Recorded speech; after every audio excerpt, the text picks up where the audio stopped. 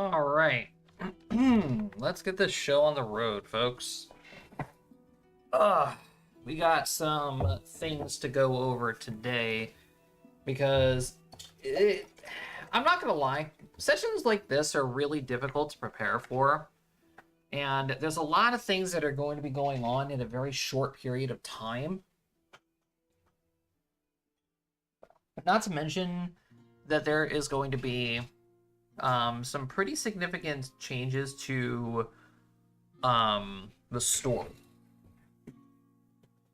So, welcome to session 46 of the Regional Luavara. Of course, I am your dungeon master. I'm hoping everybody is having a wonderful day. Alrighty, I'm not gonna lie. I've been doing a lot of stuff today, and I am extremely tired. I am very, very tired, and I have work tomorrow. No bueno. No bueno at all. So, hopefully everything goes off without a hitch today. So strap yourselves in, because things are going to get a little weird. Alright? Things are going to be happening at a very, very short period of time.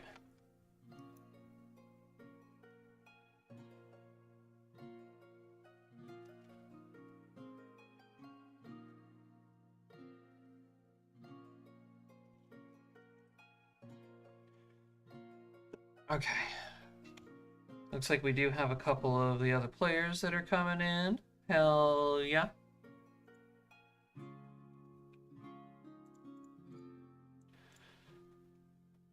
Let me just quickly go and clear the chat log. There we go. Alright.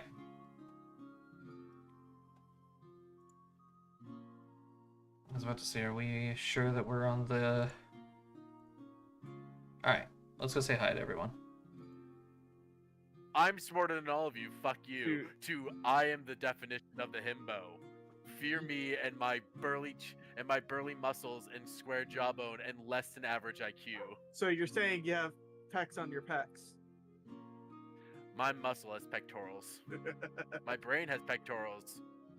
My left and right brain do bicep curls with my ears.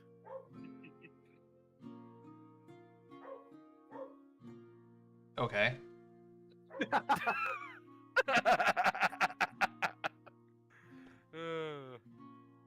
Hi there. Hello. Hello. Hello.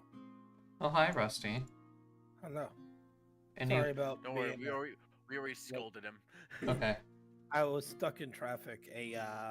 In a single lane road, a logging truck got turned over. Oh, goodness. This is seen at a Final Destination or some shit right there. That's literally what we all said. You see, people? Yeah, This is the reason why anybody who drives behind a logging truck is a fucking psychopath.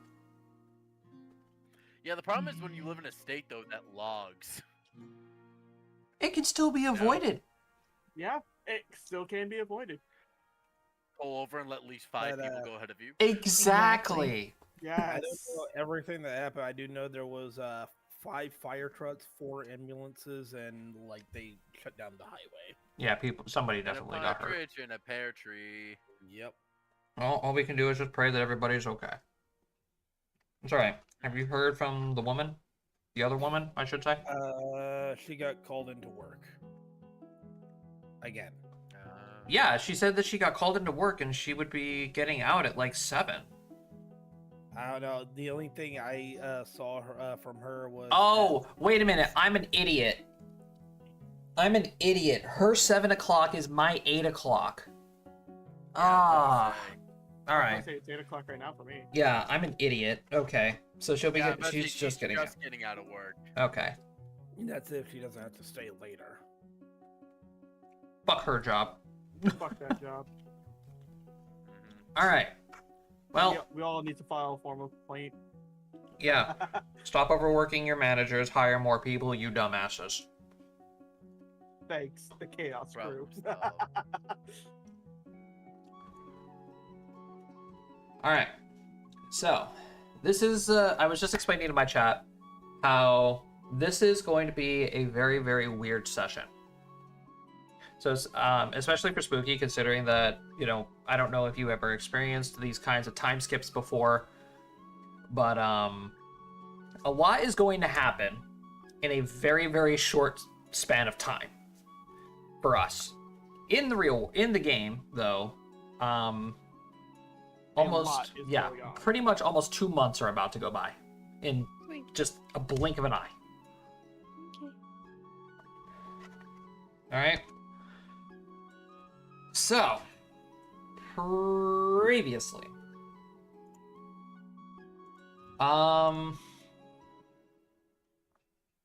like the biggest take of the last session was more or less along the lines of,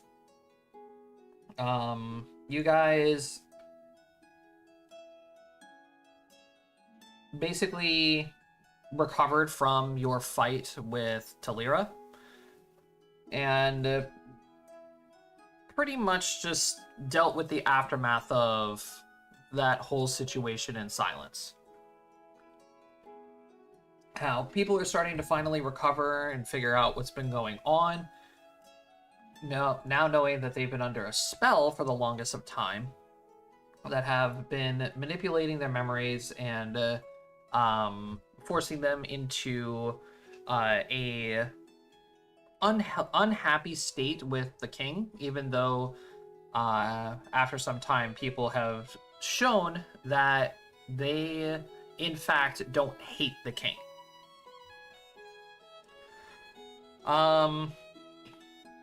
So you guys were practically dismissed. You know, people were, you know, questioning like what the hell's been going on, like who was responsible for this. Selenia definitely probably would have asked you guys about this, because I know I didn't ask you guys at the end of the last session of whether or not you guys want to remain anonymous, or if you guys want the recognition of freeing Silence. I don't know what would benefit us more. Let's actually talk that out now. So, Yeah. Please do, because I don't want my rice to dry out. Listen, I'm a hungry bitch, okay? I've been building factories all fucking day. I don't want to hear it. No, it's fine. The concept of you sitting there with a bowl of rice being like, yeah, talk, I gotta eat. Hey, listen, just first of all, don't. I need to ask, what type of rice? Fried rice. Okay. Egg fried Make rice. yourself or did you buy it? No, I went to Panda. No, okay. You did good. Okay, so my first instinct is be like, we should remain anonymous because we're the nameless. Woo! Hey, girls, that What fucking else, though? name. Woo! At the same time, But at the same time, this may help our already horribly damaged reputation. right, it might ease it up and be like, hey, look. We're Not the we're bad not. guy. We're not nation ruining terrorists. Yeah, We're liberators. We're the liberators. We're not terrorists. We're liberators Alright. and truth seekers. Can I just say this? I truthfully now want to start making guerrilla sections of our party, and then like the entire revolution against Ornoff becomes the nameless revolution because it's just random people revolting against Ornoff. The nameless revolution. Ah, yes. Is that Let's- not so fucking? Does not So- sound so fucking So cool? irrelevant, it doesn't even deserve a name. Yep. It's like, this is taught in history class. It's like, ah, yes, and here we have the The nameless, nameless revolution. revolution. It sounds so. It's like so important, but it has such a weak. I just love the idea of the way Like, it it sounds. has a Regardless. weak intro, but at the same time, it's like, why was it nameless? Sir, why was it nameless? Makes you Well, I ask. have no well, idea. you see, there were these 7 dumbasses. Yeah, that's pretty true. I.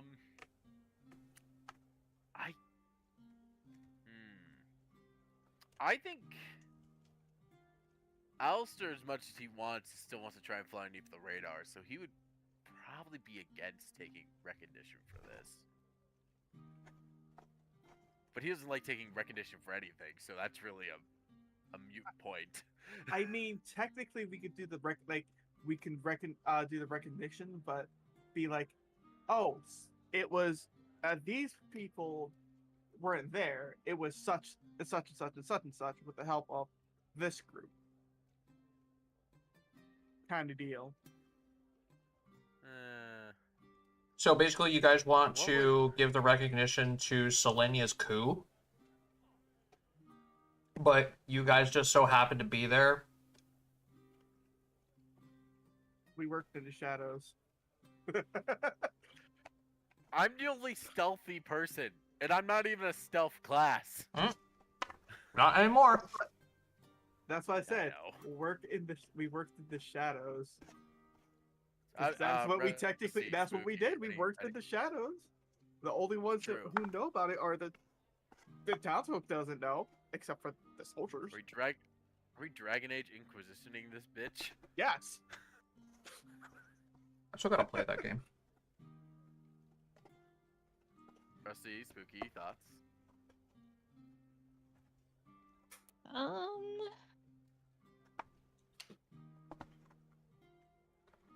I don't think he Like- really cares. I was about to say, like, the both of you nearly died. Yeah. Yeah. Okay. You both have the higher honor here right now. You have more to lose out of this than we do. Right. Of not taking the I recognition. mean, Xavier probably doesn't care in one way or the next, but probably remaining anonymous at this point would probably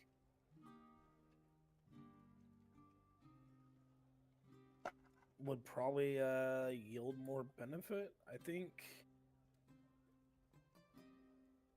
Going Will public would be a more recognition beneficial give thing. him more money? Sorry, you made Potentially. Possibly. Dan played it at the bar. So it's like this. Let me put it like this: if you were to get your name out there, because you're technically you're part of the nameless now. If you're going around promoting that you're the nameless and you're pretty much the bard, yes, more recognition will come Yeah. towards you.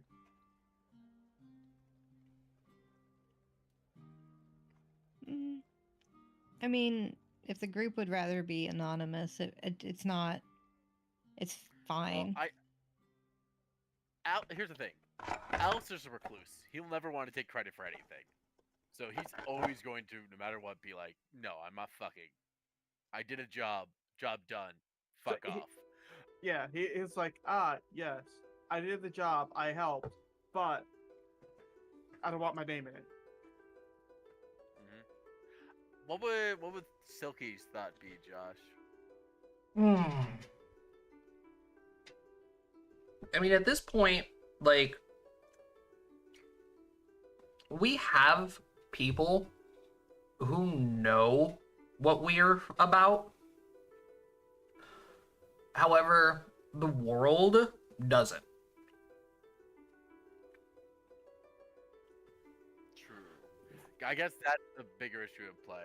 In the grand scheme of things, because the world knows about us and they know who we are now, and they know that we're responsible for the collapse in the current state of Dandelier, and what happened in Elendor, and word is going to get out about the liberation of Silence. So it might be a good idea in Silky's mind to say we took part in it, But we didn't we didn't fully was commit. Yeah. I think Silky would definitely say, like, we were there. right place, right time. Yeah, we were there for the right timing. Just it wasn't us. There was already a staged coup against the council. So Yeah, We because don't take, I think if we don't go take with full credit, we take partial. yeah, I mean, because that's the thing. Full credit actually, I think, burn us worse because we've also now destroyed another government. Not technically. Already existing. Yeah, more or less. But taking part in an already formulated coup looks better because we were just doing what the people wanted. We're people. Yes. And now, since the gates are open to silence and people are able to go in and out, everybody that now knows the truth will start spreading across Luavara. Right. And then they just be like, oh yeah, those nameless folks are fucking terrorists. And they're like, no, they liberated our city. The hell? Yeah. If it wasn't for them, I'd still be mind controlled. Yeah. I like the idea of we give Selenia the credit, but we were just kind of like right place, right time. Like, we helped. Yeah, we were there. Yeah. I think that's our best option. Because I think everyone in this party would be the first people to say we're not heroes. Quote unquote. Yeah. It's a bunch of idiots who keep somehow surviving. That's putting it mildly. Just barely. You're right. I'm the first one to say that one right there. I'll say that to heart. Yeah, just barely surviving. Looks at the dice gods. Why do you hate me? Why do you forsaken me?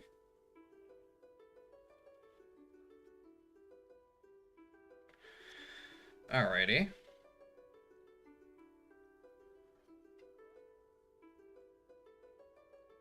Let me just write that down real quick. Partial credit taken for liberation of silence.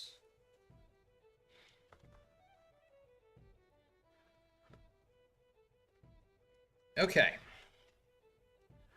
So, last time we were also talking about specifically Aristella and Silky, who wanted to retrain. Pretty much what that means for those of you at home. If you ever are unhappy with your class or how you built your character up during the course of a first edition Pathfinder session, you can take in-game time and money in order to completely reshape your character. And for Aristella and Silky, that's exactly what we did. Once KP actually gets here, she'll go ahead and fully explain everything that's going on with Aristella's changes. But as for Silky, basically, she is taking, like I said the last time, an archetype of the Magus class that has given me what is probably the biggest fucking headache I have ever gotten. Creating a character. Yeah, when you said it, I decided to look into it, and I was like, oh god, Joshua, why? Yeah. It looked interesting, and it is complicated. Like, super fucking complicated. Oh boy. But well, I feel like a lot of Mega's subclasses are, though, to be honest. Yeah, unfortunately, just regular Magus did not stick with her all that great. So I dug this grave for myself. So we'll see how it goes.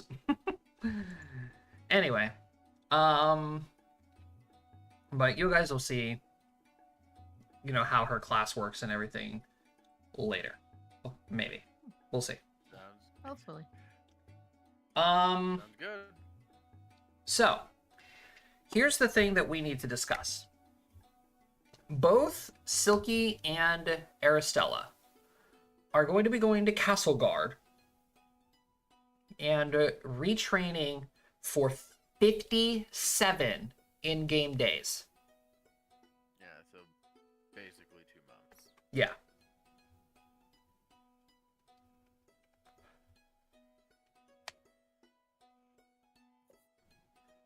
So, while they are spending 8 hours every day for the next 2 months retraining, the rest of the party needs to figure out what the hell they're doing for the next 57 days. out and like try and aid our allies in some of the situations they're in? With like the Boreal Tides and Dandeliers and things like that, or do you think those should probably be full party situations? Are you asking me or everyone else? Kind of column A, column B. Kind of just throwing that thought out there. Okay.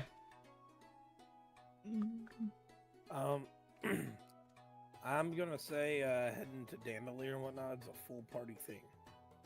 Yeah, that's what I assumed. The whole issue with the Boreal Tides, and we could, Yeah. given our proximity, we could go help the hole in the wall situation. If we just take a boat across that channel.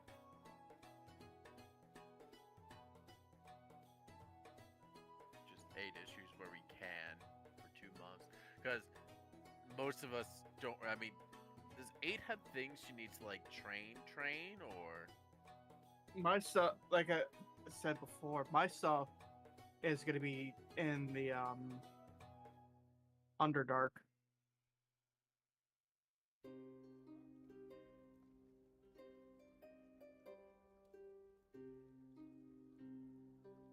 Okay, And that's we could go Going get and that's pretty much me going around between different tribes. So that would I mean, this might be a good opportunity for you to do that then, going with fuck, I forgot her name.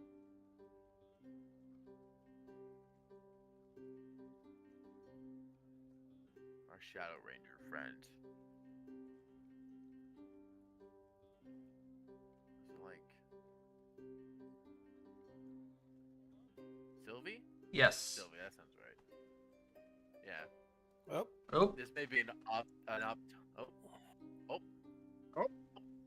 This may be an op time for you to just go around and do that if you can. It'd be extremely dangerous. I mean, a good portion of the party can't even travel in the Underdark with you. You know? There's KP. Hello. Yay! Hello.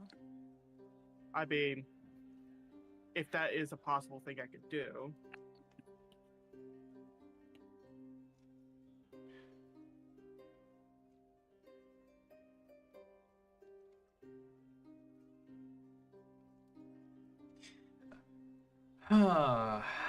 Well, the main question for me, therefore, would be, where is Talone and her party? I think we told them to go up to the Boreal Tides and help with that. yeah. Yeah, so unfortunately, Jacob, you would have to call upon Talone and have her send, like, fucking, what's his name? Sylvie. Euphrates? Yeah, Friday to bring you down to the Underdark. Which is doable if we use the super secret Barkeep Expert Network. Yeah, do you tell them about that, by the way? I thought I already did. Not. he did. Oh, you did? Oh. Yeah. Okay. Yeah. I don't remember you telling them about the. I think I kind of like it was in the conversation with like after Celeste. I kind of just went, "Hey, you remember how we got out of Dandelier? Here's how that happened." Okay, that's fair. Okay. Because that was the day Alistair was popping up. He talked to Celeste, he talked to Vincent, he talked to the assassin tailing them. It was like Alistair's day to be like, "Hello, plot points, come to Papa."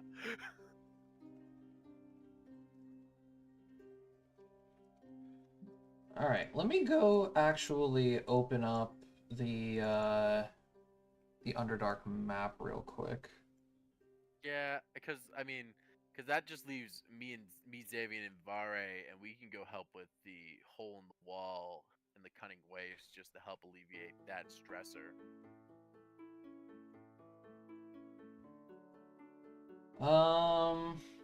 Yeah, with the Xavian there, it's like, oh boy. It's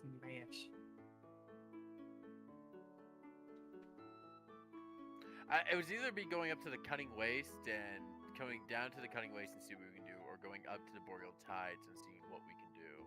I feel like those are our... But one of those is much less a politically charged move, in my opinion. Yeah, because if you guys were to go up to the Boreal Tides, or like probably more conflicts up there, where it would probably need a party dialogue and whatnot, versus the Cunning Waste, where it's like, ah, yes, I see big thing, I smash. Xavian's life story right there. He just needs a bigger mallet.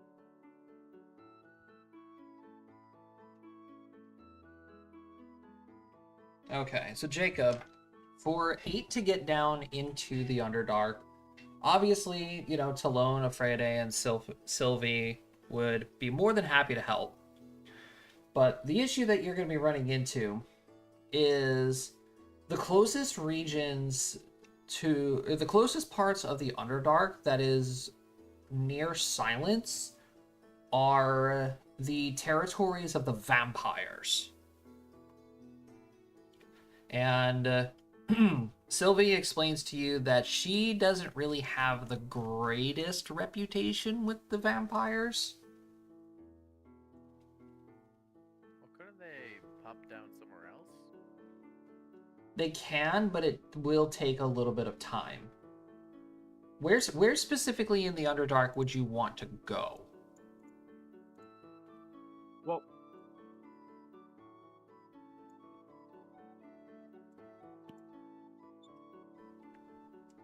because I know the lichens are all, like, you have it marked down here. Correct.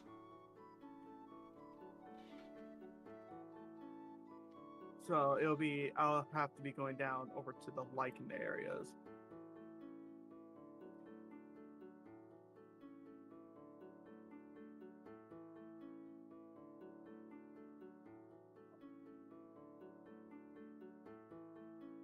All right.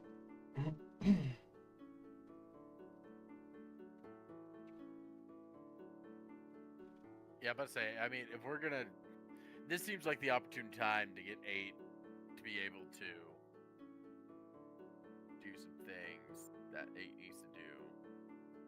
So the lichens are underneath the Woodrow Marshes. Right. Could we theoretically... Do you need to go to Death's Domain, or is it just the lichens you need to go to? Well, Death's Domain, if I remember correctly, has a person over there I could potentially speak to. But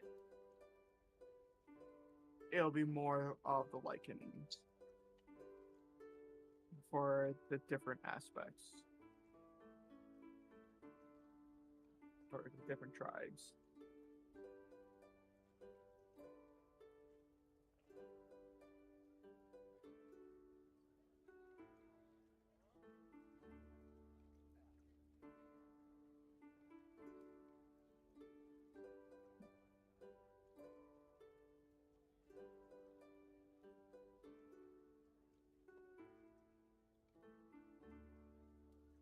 Okay.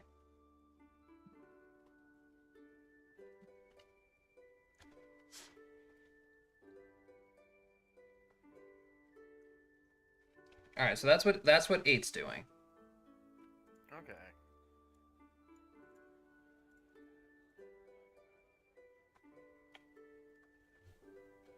So, what about Alistair, Xavian, and Vare? It's probably a worse idea for us to go up to the Boreal Tides, if anything. I would say. Rusty, spooky thoughts? Yeah, 'Cause definitely. we're probably Yeah. the magic people are going to be doing magic people things. We're going to go be idiots and just beat things up. Yeah, I mean, Xavian's completely down for that. Yeah. Yep, same. No problem there. Smash. Yeah, literally smash. So do we want to? I think the burial tides, as much as we would like to go up there and help, it would. That's like opening a can of worms that would I don't think we'll be able to deal with at this current moment. Fair. So, but going down to the cutting waste and just helping deal with the breach in the wall is something that will help us train and technically be training and getting better at our skills, but also be doing something to aid the situation down there. Yeah, sure. Pick up what you're putting down. Yeah, just Eh, don't find a fucking death claw again. Don't worry, we have metalhead. Xavier. Xavier beats those fuckers up for dinner. All right, so the three of you are going down to the cunning wastes. Yeah, I mean, Sure. I don't see really. I mean, as much as I would like to go play with weird archery tower, I don't think that's a good idea to go play with the weird archery tower. Come on, it's a good idea. You'd be fine. I don't want to go get. I don't want to go play. I don't want the episode of the Three Blind Archers from Samurai Jack playing in the back of my head for the next couple of months. Oh yes, you do. Don't lie to yourself.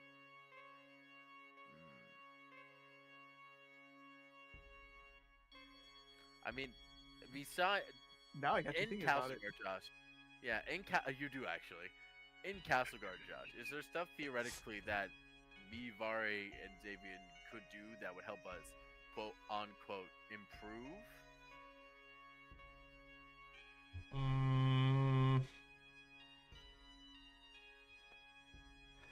Well, that would depend on what specifically you want to improve on. Yeah, that's fair.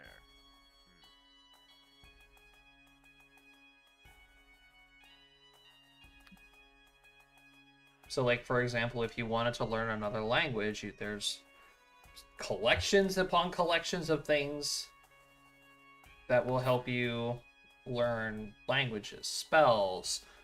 In terms of physical feats, it's a little difficult to do Yeah. physical features without like super buffing you guys above everybody else. Yeah, that's what I thought, to be honest. And that's the problem that the three of us are running into. I mean, I can at least speak for me and Xavier. I'm not sure on Bari. Mhm. But it's like, we in truth, we don't have, except for going out to a random ass dungeon and finding some really cool, powerful item, there's not much for us to go do. I don't know. I mean, I Well, could we go could around look- Barden and make a lot of money. You Do we could? need I mean, money? You can always go We full always on need money. Monster Hunter on this. Yeah. We got our hammer horn, our longbow, and our two-handed, and our hammer. I mean, yeah, you guys can literally go play Monster Hunter for 2 months. We literally Also can. fine. Get some cool I- threads. I'm down to will just, do that like- if. All the encounters. All right. Yeah, I'm also so. If you guys are on board with this, I'll also go. I'll be on board with this. I just don't want to drag you guys into what I think would be the good answer here. Yeah, get mean, yourself some new You're threads. Get literally yourself some bone telling armor. something that Xavier likes to go do. It's the same. Alistair loves a hunt. Yeah, get yourself. Very New, interesting. yeah, you can do that. Get yourself some new bone armor. You can get yourself a new hunting bow. Yeah, I think we're gonna New go base fuck around in the axe. cutting. New We're gonna go cut- instrument. Yeah, We're you gonna can, go you fuck can around play in the the pipes out of cutting some ways. bones. Okay, Alistair, Xavier, and Vare Oh my. will go fuck around and play Monster Hunter for a few months, while Silky and Aristella are doing nothing but retraining. Nerd. Nerd. It's one of those Boring. things where I don't learn spells from books or anything. I just gain. I always have access to my full spell list no matter what. I don't think Xavier has anything he can learn for alchemy right now. Right. I mean, if Xavier goes down to the Cunning Wastes, and if they have like a day off or so, he can spend time to make potions. Mm-hmm. Yeah. And then Start rebuilding your Spooky can always stockpile. play Spooky. Our Spooky can always stockpile just level play up at the potions. camp and get money. Yeah, What's exactly. that? I couldn't hear. And I'm I could sorry. I could work on making new different arrows. Yeah, you would be going around and just playing and earning money that way. Rusty can restock the potion supply, and then Matt can go do his woodland shit. I should have a decent Hey. following, right? After the performances and In silence, absolutely. In silence, yes. Around the rest of the world, I guess that's fair. I'm trying to think of a new stupid band that makes songs of based on the Cunning Ways. Give me a minute here. we've already used Green Day. Wild I think Thing. Yeah. Yeah. Mm. What? Wild Thing. Oh, yep, there it is. Well, that's classic rock. Close enough. Yeah, fair enough. Alright, yeah, so we're gonna go fuck around in the desert for the next couple 2 Hell months. yeah. Go give some monsters the bonk. Okay. So, we can get the two easiest ones out of the way first. Silky and Aristella. Once the two of them arrive in Castleguard, they go up to the quartermasters and they're saying, "Okay, hey, listen, we're casters, fighters, whatever the hell. You know, we don't think we're doing anything correctly, but we know we're capable of casting magic." They would be like, "Okay, not a problem. You know, we can evaluate your magical power and such the like, and let's figure out what's going on." Silky will go first and basically say, "I want to be able to cast magic, and I want to wield a weapon at the same time." Immediately, the quartermaster's like, "Okay, cool. You have a magical core. Everything's good. You know, your output of your magical energy is pretty good. You know, we can sign you up to be a magus and everything." And then she would hand them a book that she collected from the Silent Archive and say, "Do you have anybody who recognizes these?"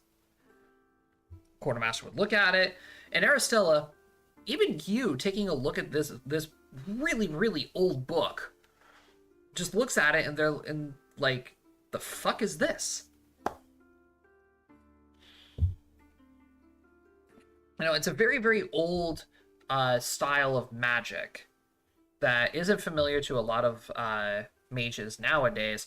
So he goes into the back and he brings out his master, who takes a look at the book, and he's like, "Oh, this is old runic magic. It's been long just completely overshadowed by how magic is understood nowadays, but could be effective. I only know one person that would be able to teach you this, but they're going to obviously have to come in from somewhere else." Okay, no problem. So Silky is going to go with that person and start studying how to use runes. Aristella walks up to the counter and, you know, you talk with the quartermaster a little bit and say, and he looks at you and he goes, "Okay, so you are capable of casting magic, but you're not sure why it's not as potent, correct?"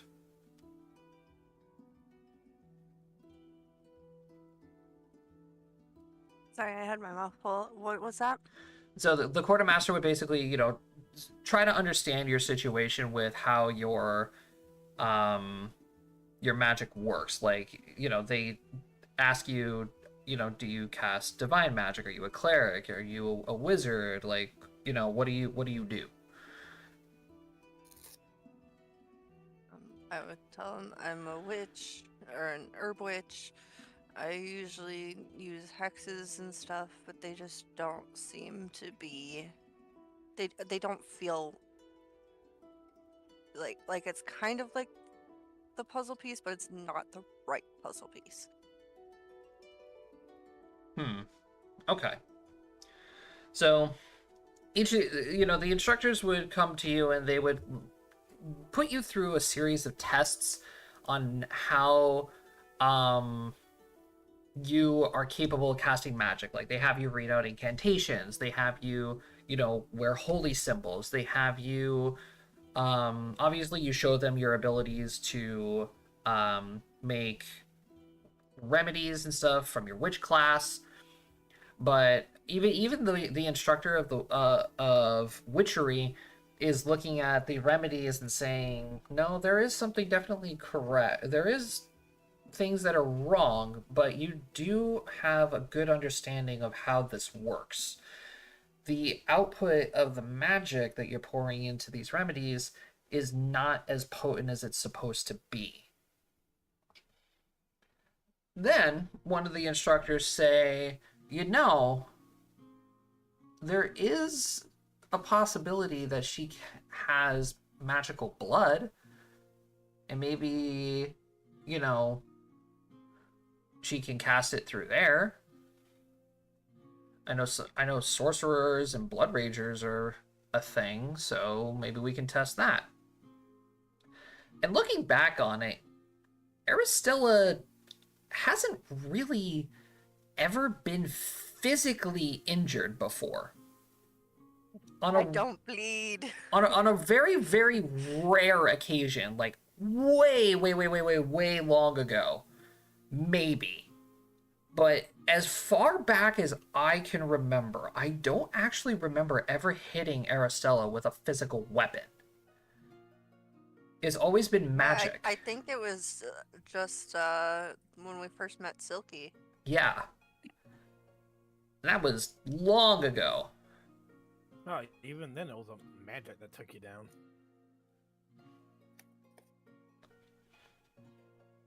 So, the instructors come up to you and they grab like a small knife and they like prick your fingers and stuff. And when they prick your finger, they notice that your blood starts to shine.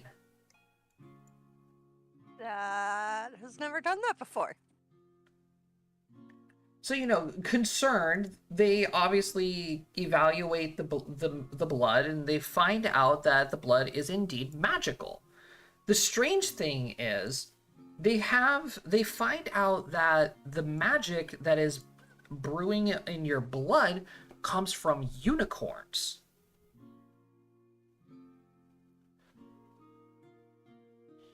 And they look at you and they ask, ma'am, where exactly are you from?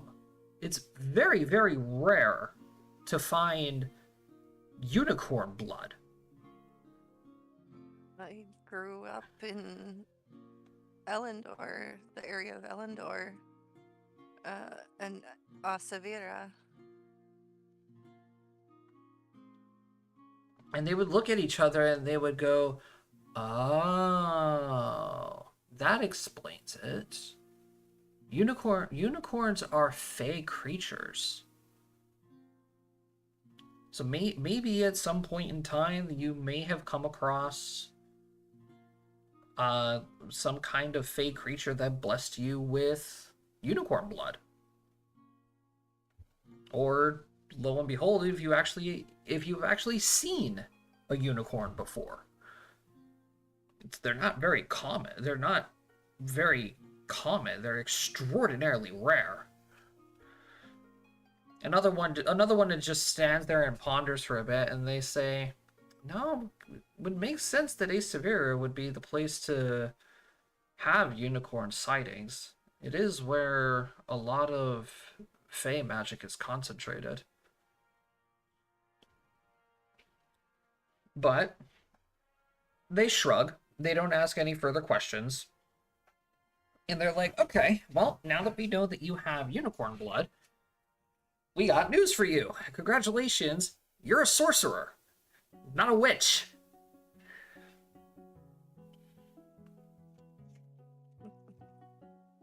If the pieces fit.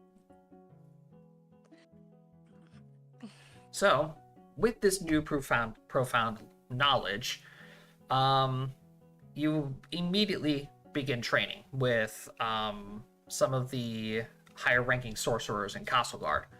And they eventually come to be incredibly impressed with how your progress, and how quickly you progress in learning spells and understanding sorcery.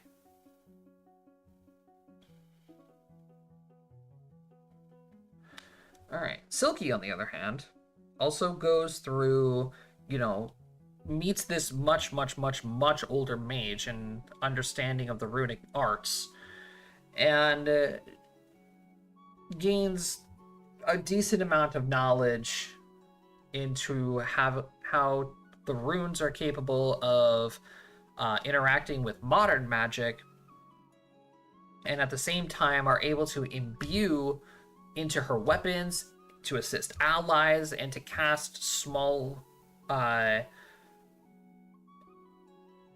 would say small quantities of spells, but they're mostly they're mostly a lot of like modern spells that are like individualized. These ones are more grouped together.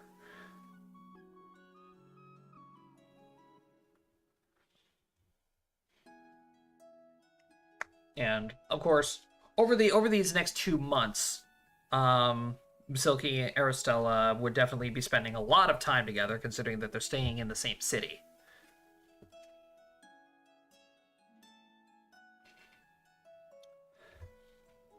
Yay, friend. And an intelligent friend, not everybody else.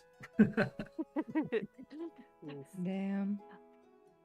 Everybody else is still slightly better than Ragnar. Oof.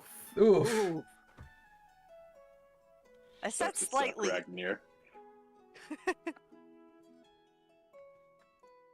Okay. Ragnar's Alistair... always getting us into hijinks. Correct. Alistair, Xavian, and Vare. Yes. You guys are going to be spending the next 2 months down in the Cunning Wastes. I'm assuming by this decision, you guys are immediately going to go back to Xavian's parents. It would be That the makes most sense. logical. It would be the most logical place to go. Yeah. Okay. So, immediately meeting up with Xavian's parents, Thrasher is super thrilled to be able to have you guys down there and willing to help. Because, having a giant hole in the wall and, metalheads running around in the forest is not exactly a good thing. I'm just waiting for the submarine dino one day.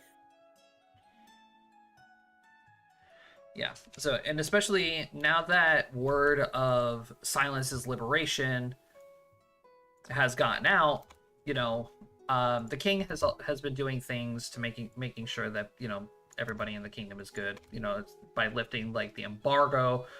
The fleet is now resting at the docks, the seas are open again, but obviously keeping a closer eye out for, a sea-bearing metalhead. Yep. Because All I can imagine is a metalhead on a big raft with a pirate ship, and it's singing that song from the Ice Age movie, Continental Drift. Yes. Okay. So, it is going to take you guys a little while to get down there, though. 2, 3, 4, 5, 6, 7, 8, about 9, 10. About 12 out of the 57 days, so it's not that bad. It still gives you plenty of time to strap up and kill, Bash in some skulls. just kill a lot of monsters. Hell yeah. Guys, I finally got the rare wyvern gem. Oh my gosh. You've gotten the freaking Diablo horde that I've been needing. Did you get the metalhead mantle? Did you get the Diablo mantle? No, I'm still working on it. Maybe like 6 more kills. I'm feeling it today. Okay. See, I don't remember.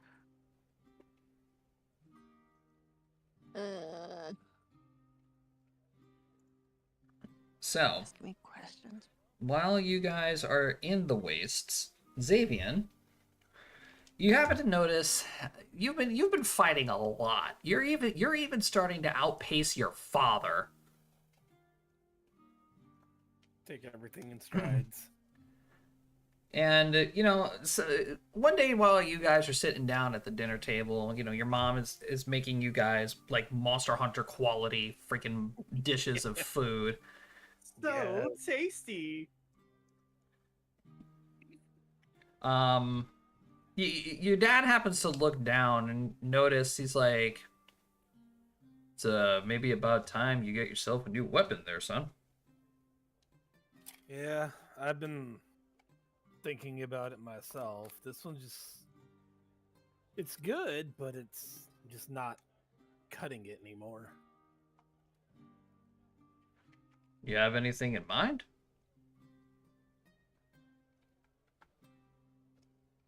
Well, You want to stick with blunt objects, or do you want to go something more along the sharp side, considering all these terrible people that you've been telling us? I feel more like a sharp weapon would do a lot better against these guys, because let's be honest here, you're not going to be here forever. I understand that. All right, you and your friends here going around the world, now saving kingdoms, and you're trying to fix the world. You're going up against more human-like creatures. I feel like a sharper weapon would be. that's what I've been thinking as well. Been thinking about possibly branching out. Hammer's been great for in the waste, but When your enemies are soft and squishy, big sharp knives would be a lot more effective.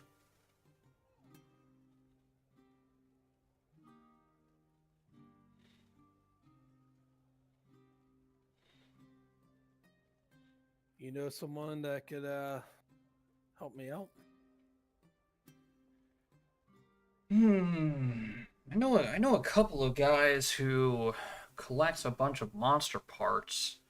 Not entirely sure how well monster parts would be compared to any type of actual metal.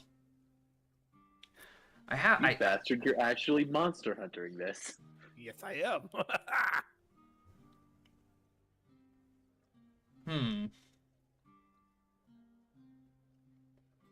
Not me quickly looking up the special materials list.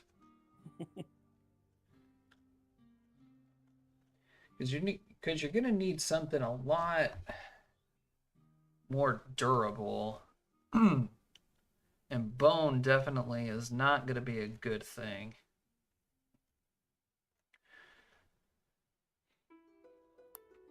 I mean, if hunting dragons were an outlawed, then, I would definitely recommend, like, dragon hide. Dragon parts. Oh, We're also kind of on good terms with the dragons. Oh no, too bad that I had, for some reason in my inventory, where is it?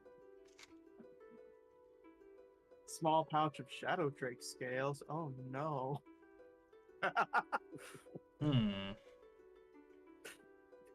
If only you didn't yoink those.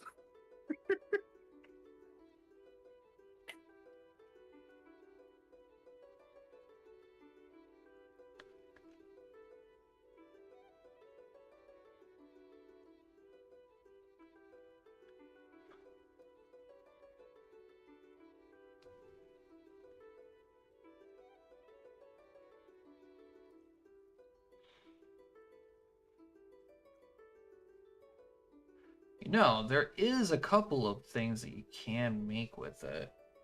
Void glass would be a really interesting thing on a sword.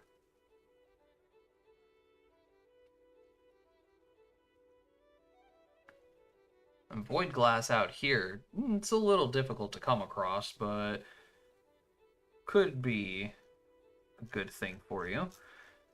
Do you happen to go up against a lot of fire?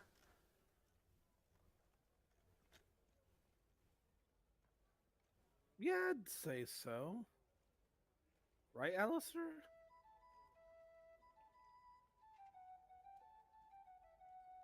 I mean, I wouldn't say fire is probably the primarily thing we go up against, but you know, it's one of the most effective tools in anyone's arsenals. Hmm. You know, fire forged steel would be really good against that. Especially if you make it out of armor.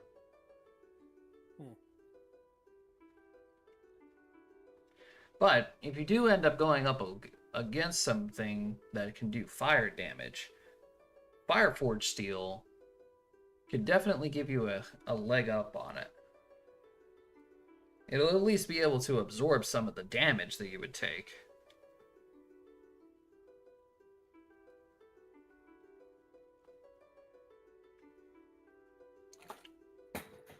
Whoops.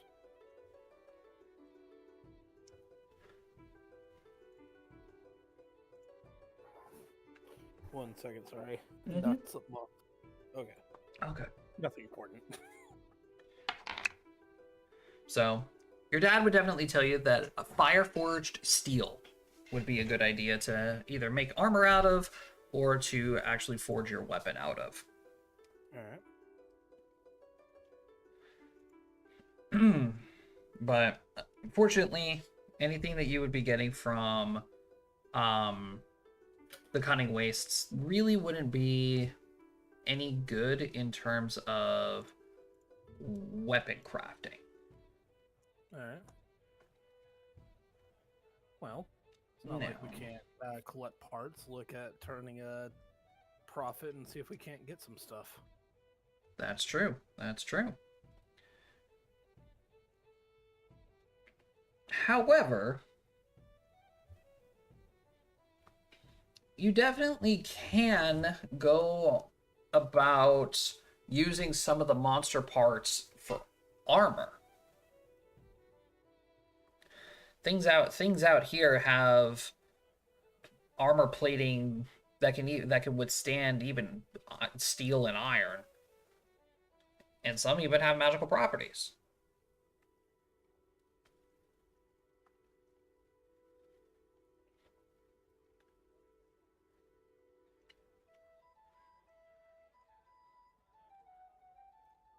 So if you happen to come across anything that is a little bit, tougher on the outside, see if you can snag a piece of it or two.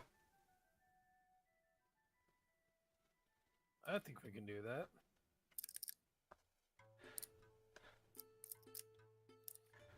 All right. Can I get an encounter roll from Alistair, Xavian, and Vare?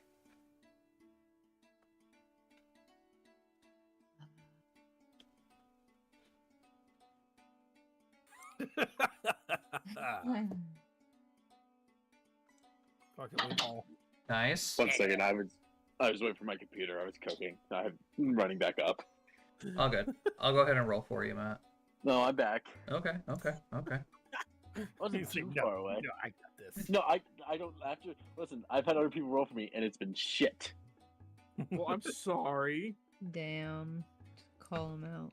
All right. Well, whenever Jacob rolls for me, he either does really well as me or he almost kills me. So Yeah.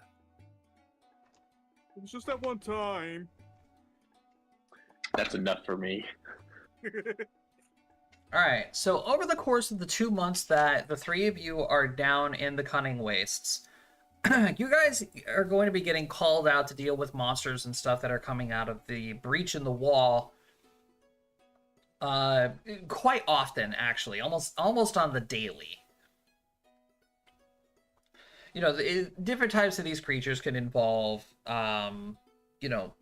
smaller sandworms, scorpions,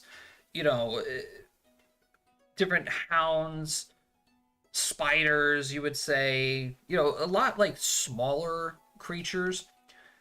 And while you guys are there fighting off these monsters, you in the 2 months that you guys are there, you guys only come across 4 metalheads.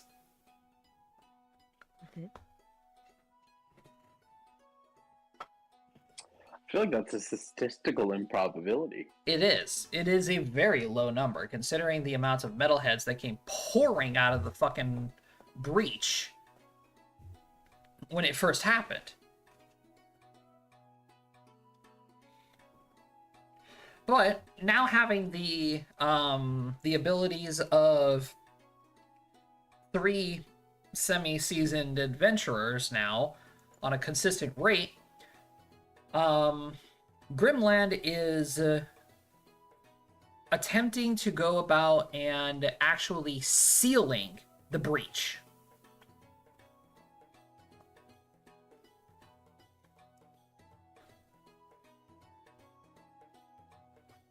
Now that Silence has been opened again, a lot of different mages are starting to roam the city. They sent out a letter up to the north, town to town, just couriers everywhere, calling for people to help out sealing the wall and stopping the monsters from getting out.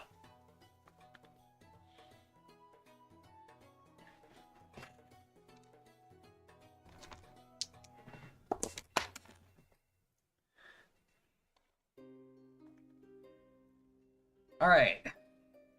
So for this attempt, I have a number that I just rolled behind the DM screen. And I need you 3 to give me D100 rolls to see if you beat it. If you beat it, you will hold off the monsters and the breach will be sealed.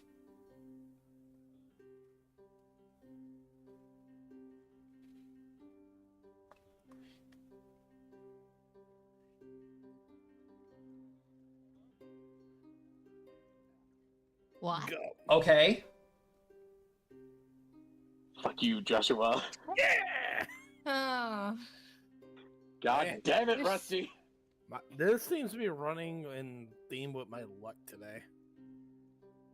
Spooky both no. rolling 88s though. Okay. So funny story. Oh, don't tell me it was an 87. It was 88. Oh shit, we matched it. You matched it twice. So I think that means we win. I, We are the winners. Yeah. Winning. It takes much more skill to match than it does the beat or not the beat. I mean, honestly, yeah. that right there alone is a statistical improbability. Yeah, for real. Listen. I think it will go like this, Josh. It was tough. It happened, but goddamn, was it difficult to do. Like it was tough. It happened. A lot of people got hurt, Damn. Not gonna lie, a lot of people got fucked. but we can definitely go ahead and say that the breach in the wall has been sealed. Yeah. So, Rusty, Barre, and Alistair, you guys by yourselves, along with a couple of extra people from Grimland, I'm gonna need survival rolls. Because taking down 4 metalheads, that's a lot of valuable resources. Joshua, I have a quick question. Are we in the woods? You would be in the woods, yes. Turn on that bonus, baby. Yes, you I don't would. think Bari has that macro. Unless we put it on their sheet. I don't know if I did. A minute. Hmm. Vare Dubois. Bards bless. Community protection from evil. You do not.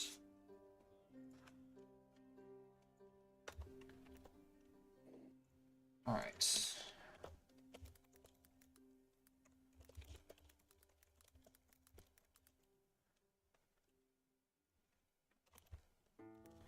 So the number that you rolled, Spooky, we're just going to go ahead and add 2 to that. So whenever Yeah, you I guys... think that number.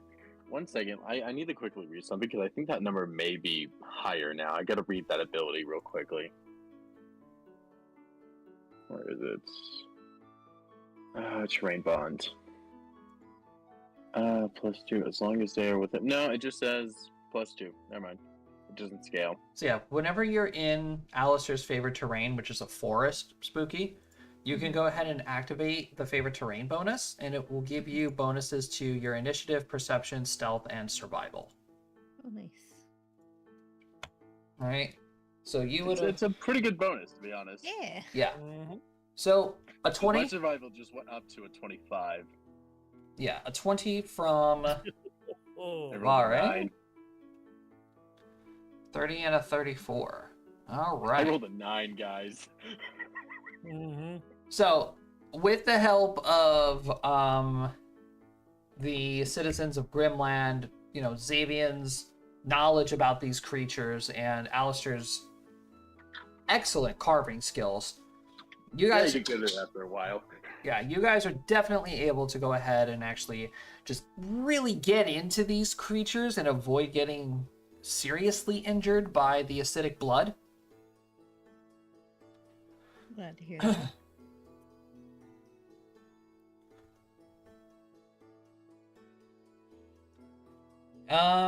And so much so, actually, that Xavian, you are actually able to get your hands on, an intact acid gland. Ooh.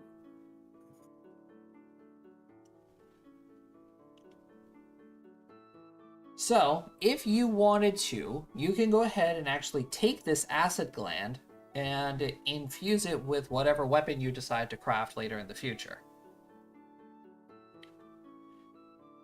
And it will give you an effect similar to like shock or flame or anything like that. It'll do a d6 of acid damage All right. and count as a +1 enchantment. That's actually really good because not a lot of things have resistance to acid. Yeah. Okay. Let's see here. Like how in Monster Hunter, everything is weak to blast. Exactly. That's why my greatsword has it. Alistair.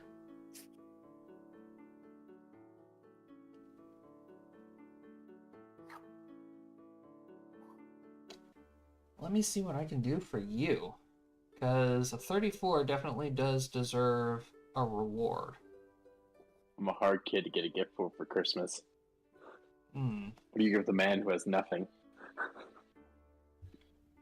Something. I The forget. answer is you get him everything. I forget. What kind of bow do you have? Do you just have a regular composite It's- longbow? Composite longbow +3, and I can't move up until I make my strength stronger. Because I'm at a 16th strength, I need to make it an 18 before I can go to the +4, and because the +5 is a 20 strength. And oh, you're wearing scale mail.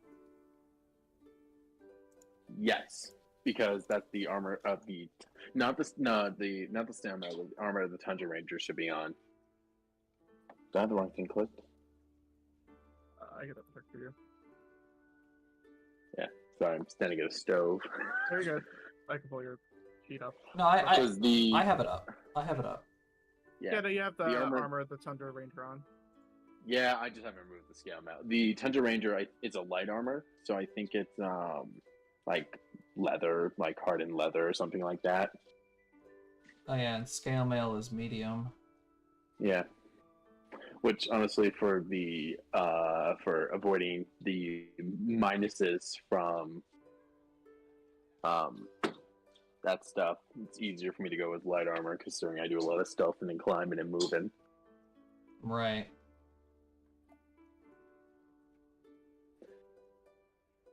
that means I've also probably been using that cloak's weird abilities too this entire time. Like ding dong, invisibility.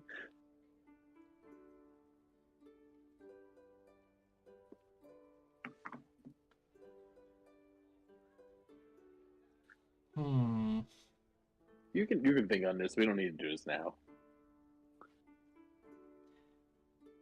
What does the Tundra Ranger armor do again? It's 5. I think it's 5 cold resistance. I can make and I'm immune to any environmental effects that are cold. And then I can make the 15-foot cone to blast people away from me. The cone of cold? Yeah. Okay, so how about we make you something similar? Okay. But instead of the Tundra Ranger, it will be, I don't know, something like the Desert Sands. Armor the Desert Walker.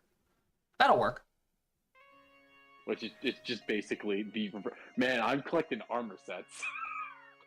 Yeah, we could call it armor of the Desert Walker, and Alright. it'll be made up of metalhead scales that will give you fire resistance 5, or whatever the resistance that the Tundra Ranger has. Yeah, I think it's 5. I can't remember if it was 5. I think it was 5. We agreed on for that. Because it'd be Okay. ridiculous if it was anything more than that. Yeah. So we can give it fire resistance 5, the same environmental immunity thing. Mm-hmm. But yeah, pretty much just take everything from the Tundra Ranger and then copy it onto, and then make it resistance for like fire and stuff. Sounds good to me.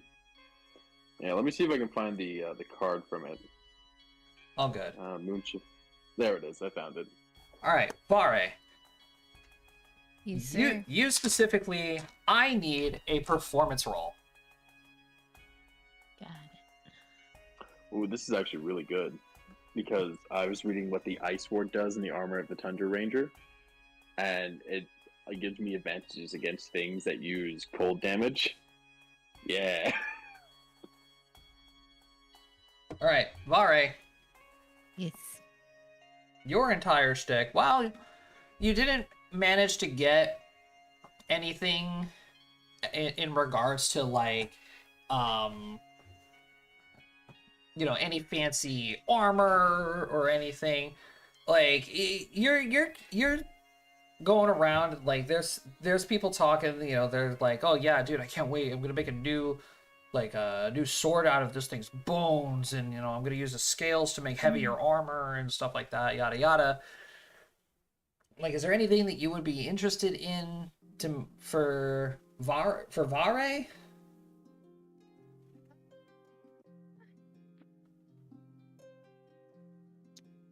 I don't really know, to be honest. Because I can tell you right now, with the ceiling of the wall and your skills as a performer, people are already going to be giving you a lot of freaking money, considering on how well your performances are, and just the overall excellent freaking vibes that are coming from Grimland now. Uh-huh. And you're just adding straight on top of that. The bartenders that you're performing for fucking love you. Hell yeah. Is there a underground bartender society I can join? Not the bartender society. There's the traveling inn. Nah, that was a joke. Yeah.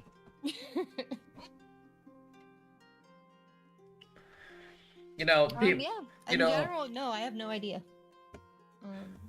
People would definitely tell you, like, it's so rare to see like a bard coming from Luavara of all places. Most bards are like typically born across the ocean in the region of Astria.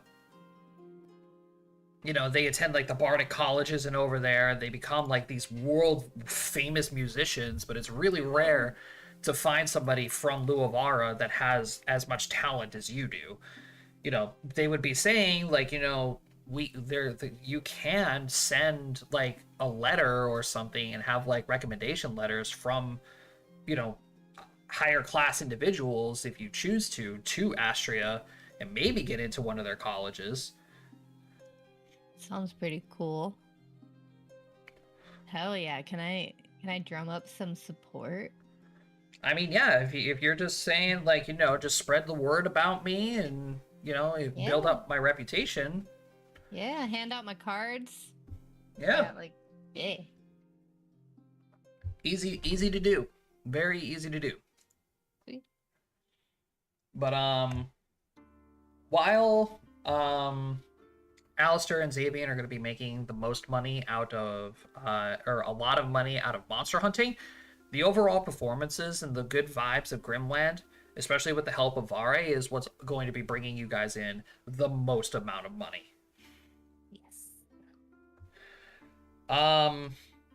Over the course of 2 months that you guys are in Grimland, in Sodus, you know, bouncing back and forth between here, and the Breach, with the parts and the performances, you guys are going to be earning 17,000 gold pieces.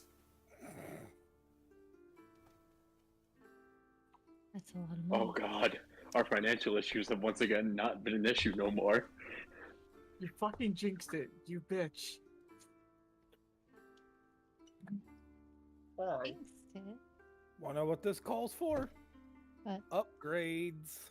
Woo! Yes. True that. What was it? 17,000 you said, Josh? 17,000.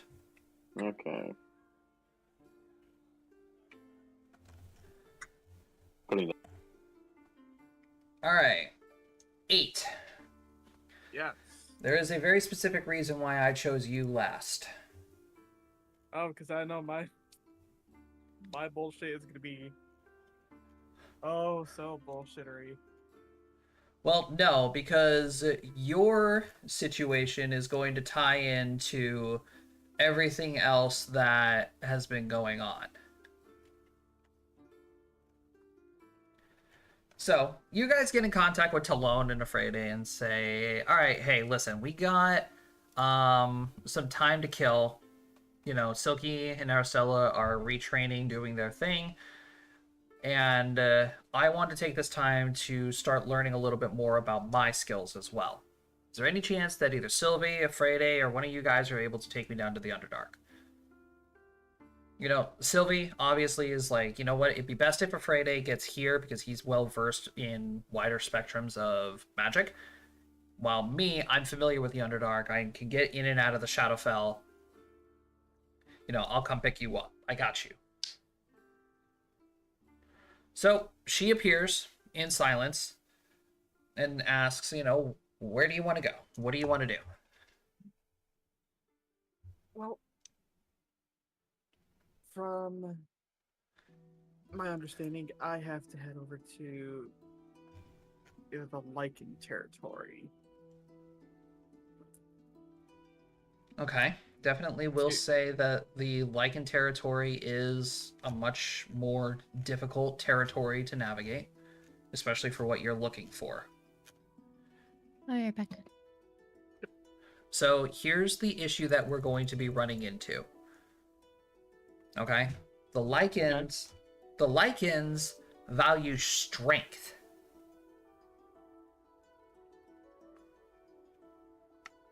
And the tribes are always, the stronger you are, the more respect you have. So, if you want respect from the Lycans, and if you want something from them, you will have to prove yourself.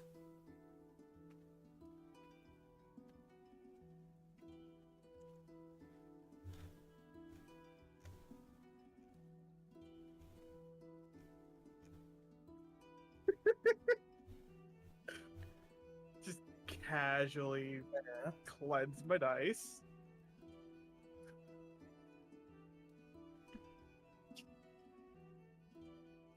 So, if you truly want to get down there, then you better be prepared to to fight.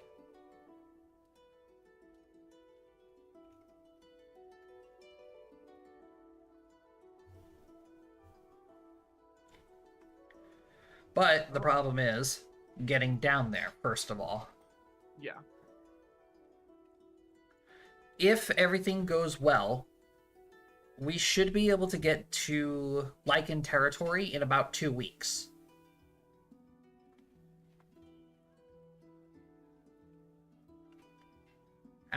Even after we exit the Shadowfell, we have to be on guard.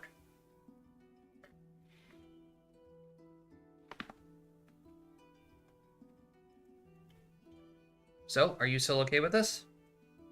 I'm perfectly fine with this. All right. So, you guys make it through the Shadowfell. Or you start going through the Shadowfell, I should say.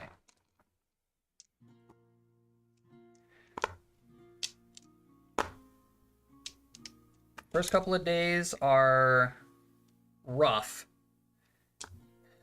Unfortunately, on the third day, Sylvie is forced to withdraw you and herself out of the Shadowfell.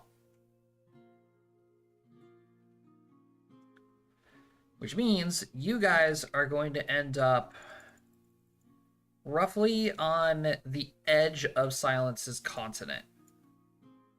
It's about Back. right here. Alright.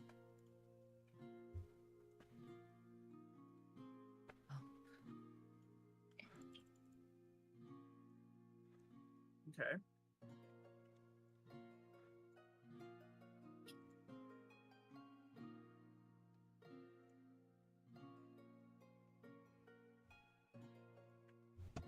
So it is going to take a little bit of time, for her to recoup, get her spells back and everything. Quick day's rest in the woods, no problem.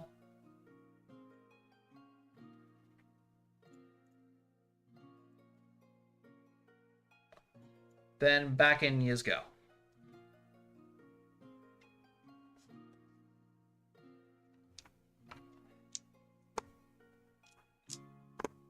Two, 3 days, 4 days, we're looking fine. 5, 6th day is a little sketchy.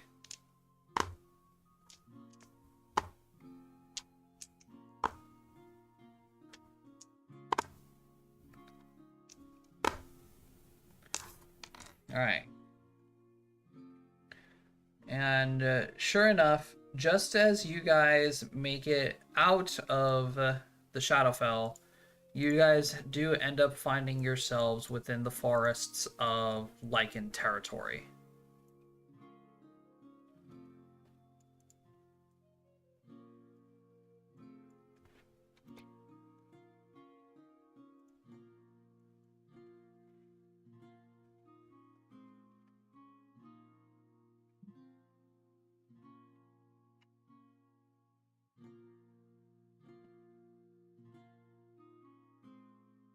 All right. So, from where you guys are in the Odell territory, basically, Sylvie looks at you and says, all right, how do you want to approach this? Because each tribe is going to be different, okay? There's the werewolves, the were-rats, the were-tigers, the were-bears. Who do you want to talk to first? Which one would be the wisdom one? Wisdom,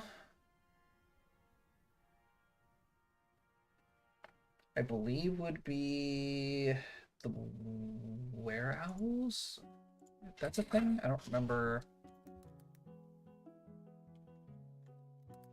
I don't remember all the were monsters. If it's not a thing, it is now. Hold on. I have the shift options that you gave me. You said owl, bear, wolf, rat.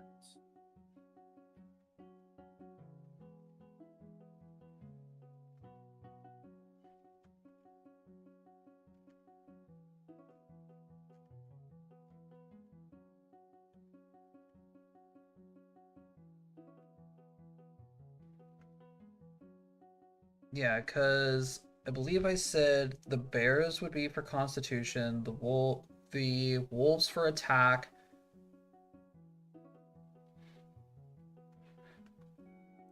or for strength.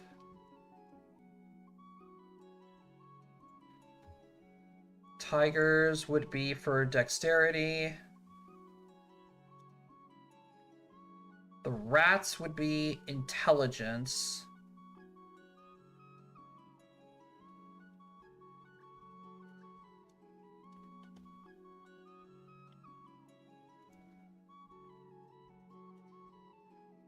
Do you still have that list that I sent you? Or the ideas?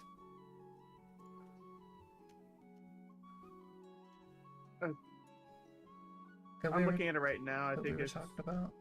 online because I know there's two. I have two liches on here this year, and there's a lich umbral dragon. Then under I have shift options: owl, bear, wolf, rat, tiger. Yeah, so the were owls are a thing then. I do remember reading about them somewhere, just not on the main page. It might be a third party thing.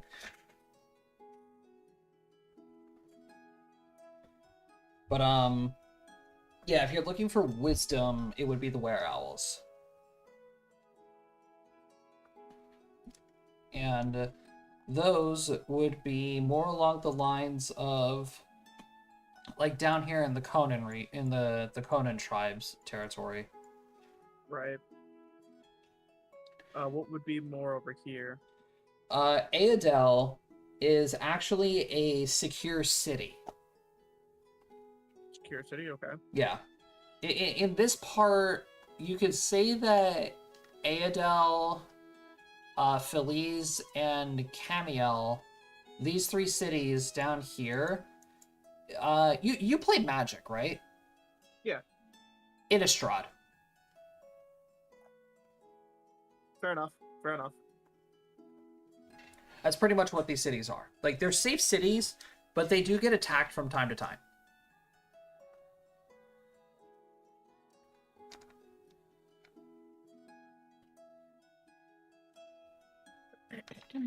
Alright, a couple of days go by. You know, you guys run into a little bit of opposition, but nothing too crazy. You guys don't get, like, attacked by, like, a full freaking tribe. There's no turf wars going on right now. So, you guys have a safe place to stay in Aadel. Give me a diplomacy roll.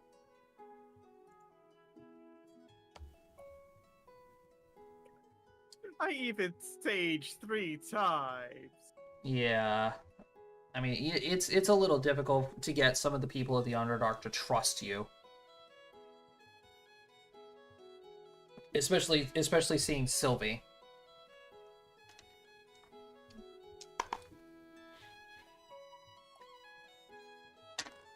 Have Sylvie do, nope. Alright, so basically you guys have 0 support from the villagers. Like, they tolerate your existence, they know you're here, but they're not going out of their way to help you. Okay.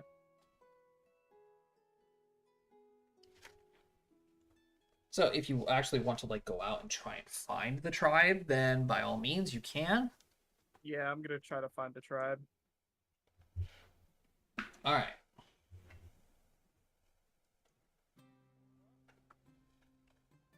Give me survival. Perception or survival, whichever your choice. Never mind. All right. Were owls are really, really easy to find. They're one in their full transformation. In the books that you've read from the Hag of Nasus, in full transformed were owls, they are as big as owl bears. Right? Finding owl bear tracks, pretty easy to do. And then eventually you do end up finding the tribe of owl bears. Or the were owls, not owl bears. The fuck? Oh gosh, tribe of owl bears. Jeez, where owl bears? That's scary. So, you know, they seem they're mostly made up of a lot of like older looking individuals. Some of them human, some of them elf, dwarf, you know, a great mixture of different races and such. But with your understanding of lycanthropy, then you know it's fairly common. But the tribe, Sylvie does mention that this tribe looks very small.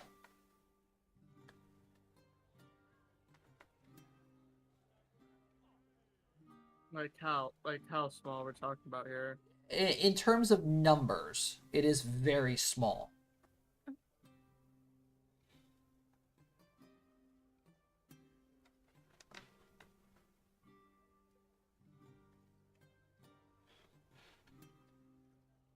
Right. So how do you approach this tribe to ask them for knowledge in regards to your skin shaping?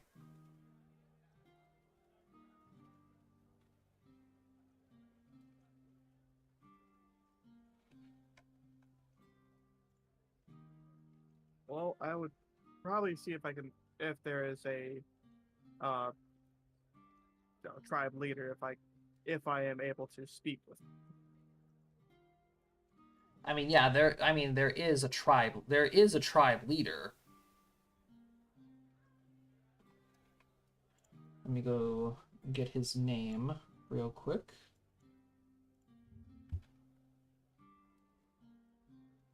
Argus Conan is his name.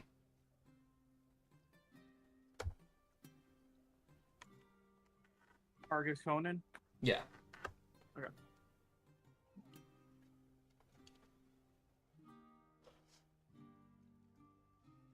So obviously, you know, the people in this village are just like, you know, you're an outsider, you're a stranger, you're traveling with a shadowmancer, like why do you want to speak to any of our people, as a matter of fact?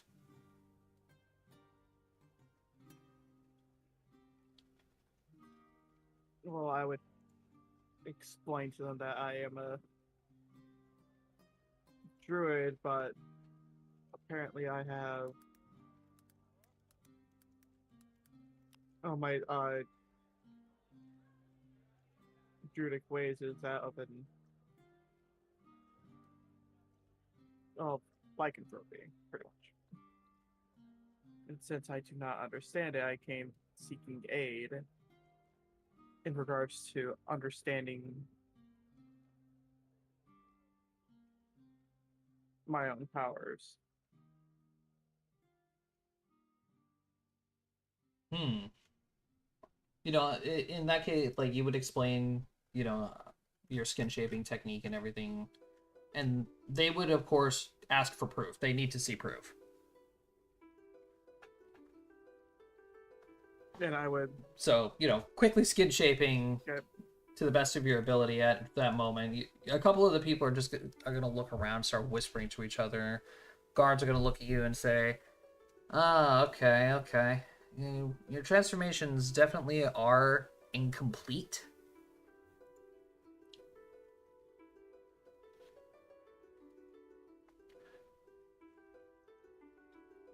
You know, we'll go talk to the master.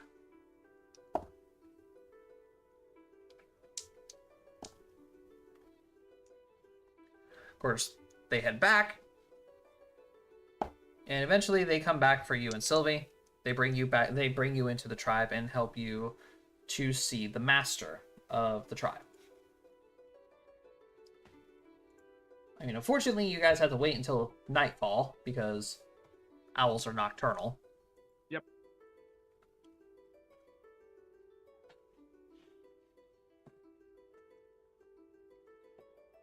All right, and so you are going to be able to meet the master of the Owlbear tribe, or the Were Owl tribe. That's with the Owlbear tribe.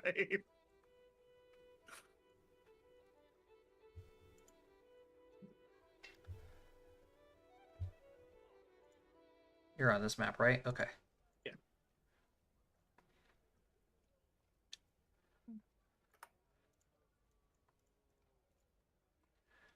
All right. So obviously, the master, greets you guys,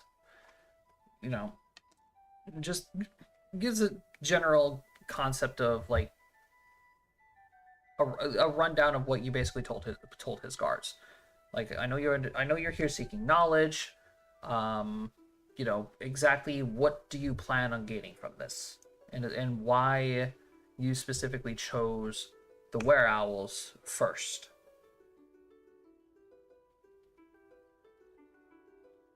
Give me a sense motive roll.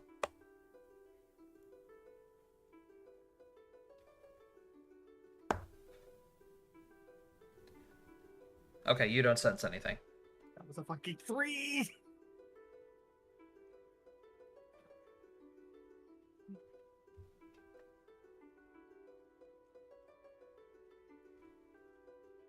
Well,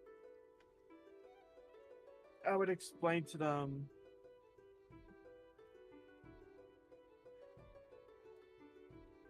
Well, all I ever known was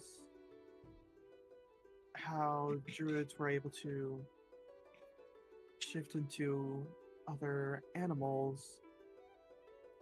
That was how I was taught in the above world. But when it came to my own druidic ways, anytime I tried to shift into a different animal, I would shift into a different being.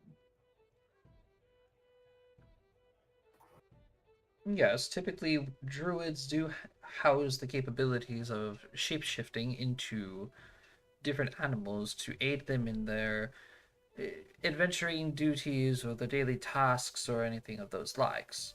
You, however, possess a very unique style of shapeshifting, where druids and their shapeshifting abilities gain their powers through druidic magic and channeling their powers with surface world animals. You specifically somehow gained the ability to shapeshift using the powers of underdark animals, aka lichens.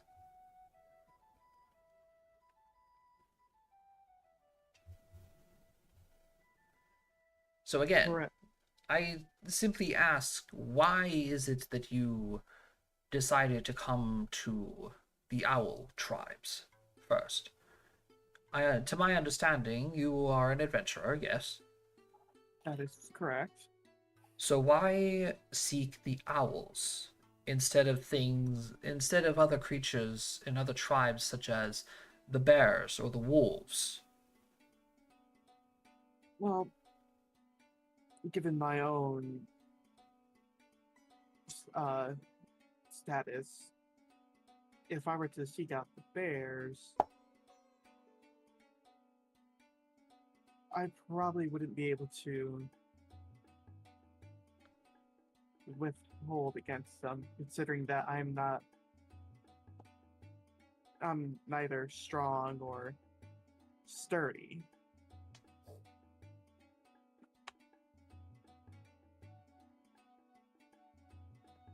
But you see yourself more wise, hence why you came to the owls.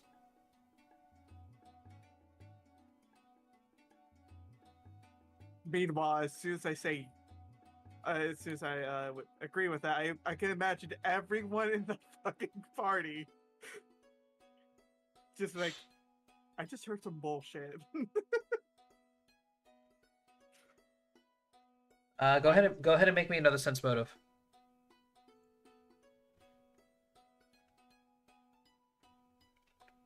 Why?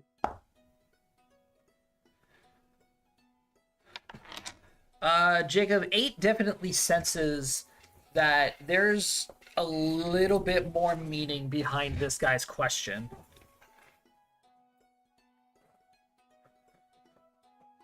It's almost like he's testing you.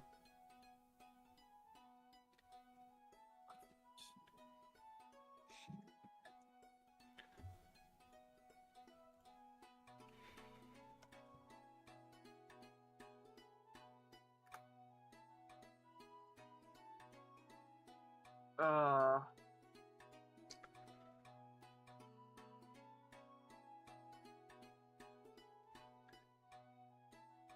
Sylvia's gonna contact you telepathically, and she's gonna say, "If I were you, I would choose your next words very carefully."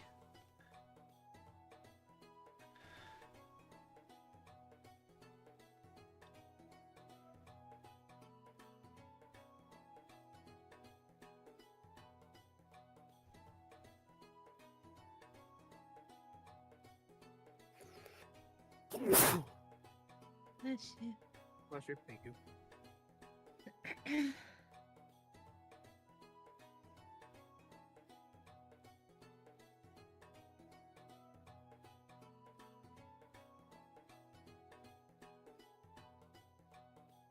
I really can't. Well, I really can't say I'm the wise of the group. Maybe Why in not? all of my years of existence, I may deem myself wise, but obviously I am maybe not as wise as one can become, which is why I look to the wisest beasts there are.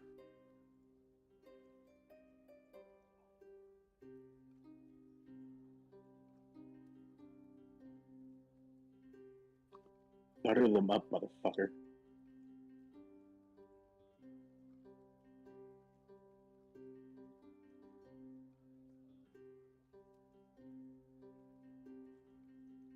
Son of a bitch.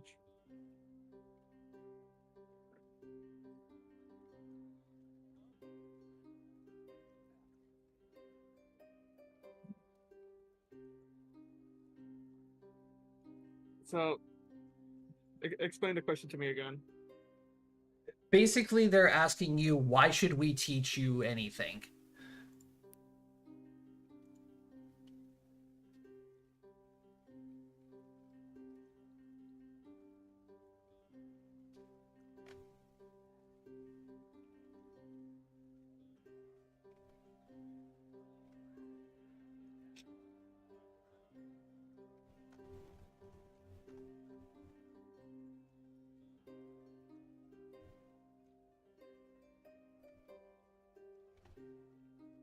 Well, I know with how the knowledge of the above world is on Lycans, there's little to none in terms of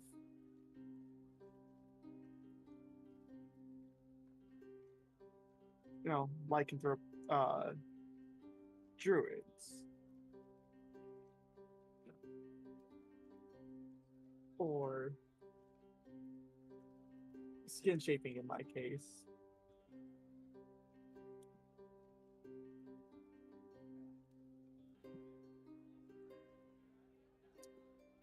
Since I do want to gain the knowledge of it and help help preserve it where it was lost before.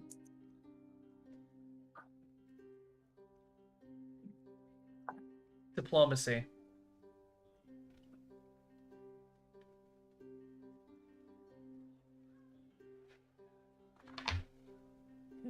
What is with the dice? It's either a 5 or a 3. Dice God, why? Just why? You should close roll 20 and reload it. So, That's what I'm gonna do. so you are aware of the age and the historical preferences of your abilities are, even for a surface walker.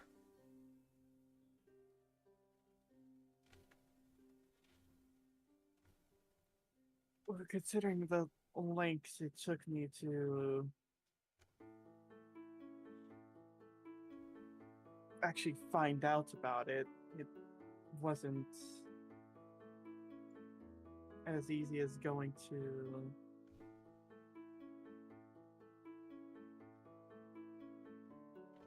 anyone I would know.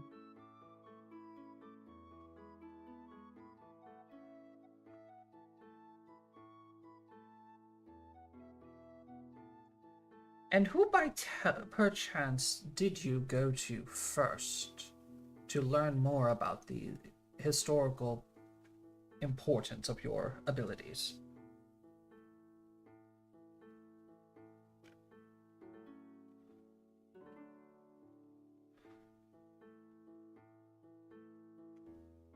Well, it would. I learned that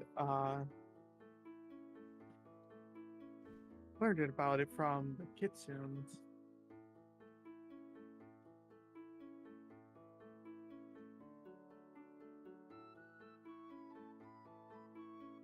Right, that's where I figured it out, right? That's where you learned about your ability, the difference between druidic shape shifting and your skin shaping.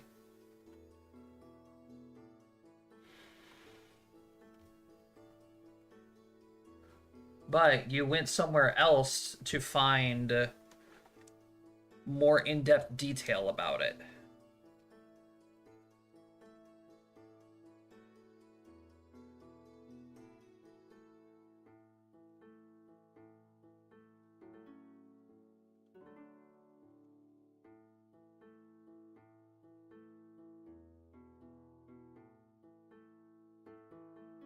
Does it not have?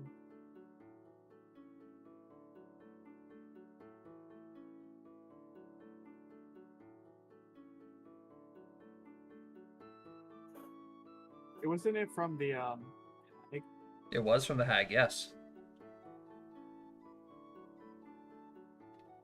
I would explain that.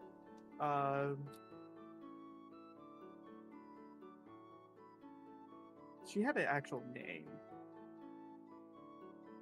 Or did we not learn that name? You did not learn her name.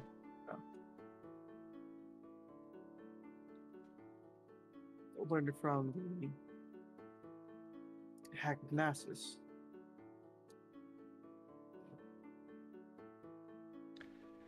Diplomacy again.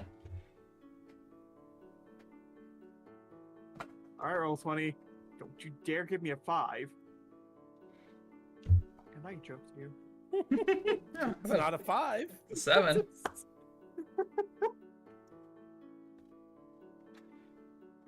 You went so far out of your way to learn about this ability and its historical importance by seeking the Kitsunes, and then even going as far as to speaking to the Hag of Nasus.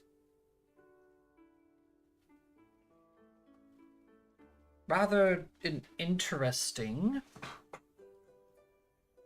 path to follow, but why not go, say, to any of the liches for their ancient knowledge? Why did you choose the Hag of Nasus?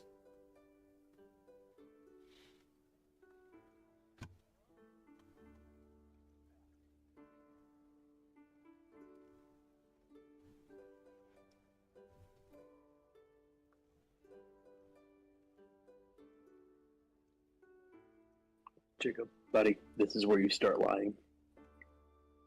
No, don't lie. You just. No, you should totally lie. Kobe can't lie to save his life. That is No, the he fucking definitely- truth. Jacob can't do anything to save his life. We've saved his life many times. Exactly. Exactly, and you expect him to roll on a bluff? I don't think so. I just thought it would be funny to see the results, to be honest. Geographical location, Well, considering uncertainty. Well, the truth is that you learned more about, or you learned where to find information from Oranoth. right. Well, considering he told me where to find more information, and given our current location, the closest one was a Hag of Nessus when I was with my party at the time.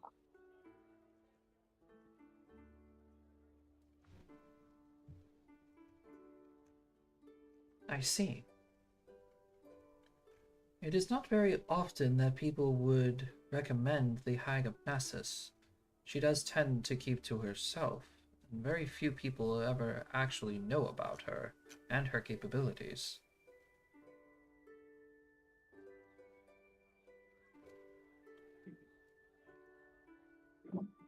I need a will save now.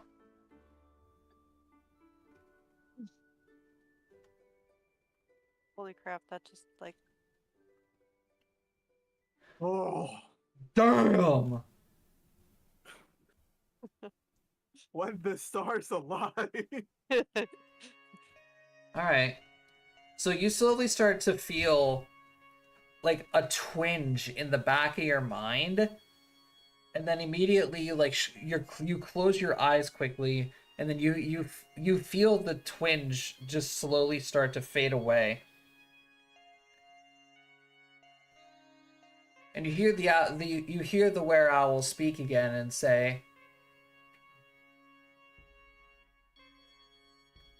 you have a very strong will, and able to resist even me. And I'm assuming that by your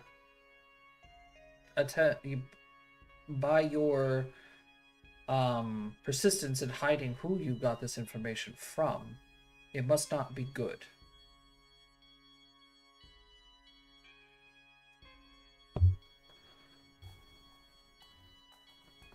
Considering that who I got the information from, I'm most likely not on good terms with anymore.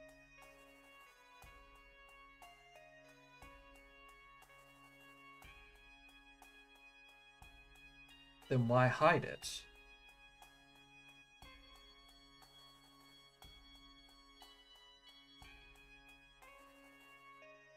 He would look towards Granny, like, it's like, should I? Hey, this is all you. I have no say in this.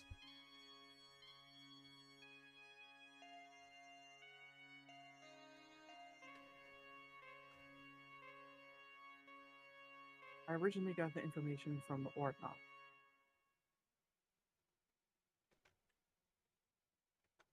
The Devil King.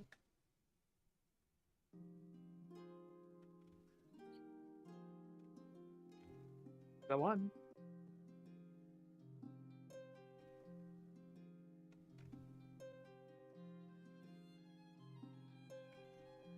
Interesting.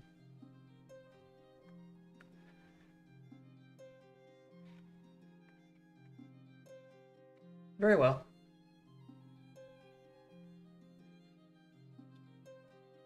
We will teach you our ways.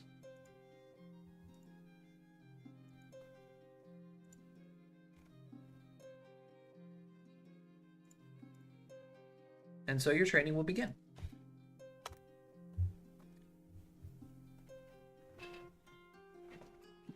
What does your wisdom transformation do at this moment? Like if I was to transform into wisdom.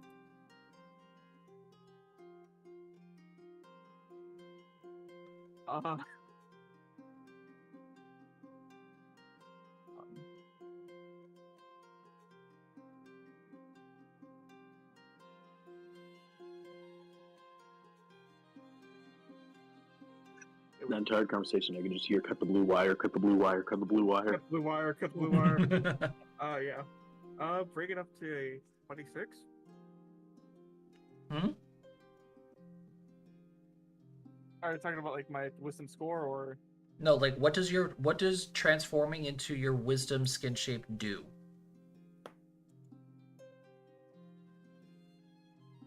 Well, all that it does right now is give me the +2 to the stat until I hit level 8. In which case, it'll go to what? I'm pulling it up right now.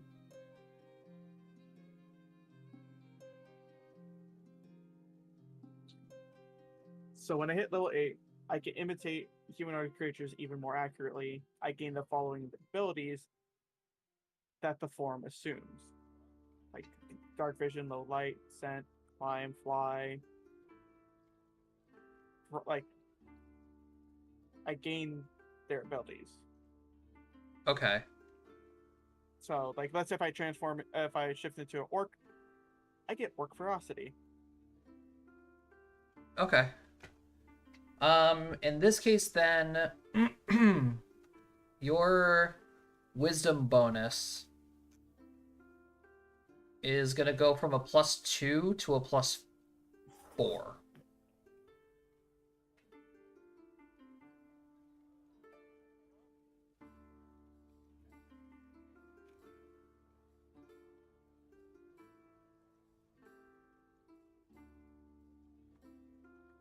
And when you take on the form of your wisdom skin shape, you are now able to fully transform into a were-owl as per the polymorph spell.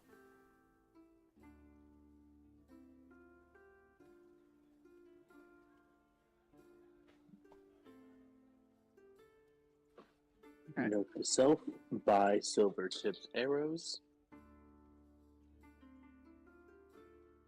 You bitch.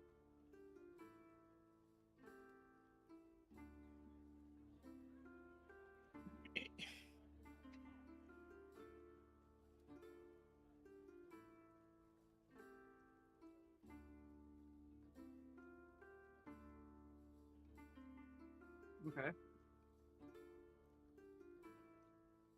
Right, and obviously transforming into a full-blown like were-owl will give you also other benefits such as a fly speed and the likes, but we'll go over that later. Yep.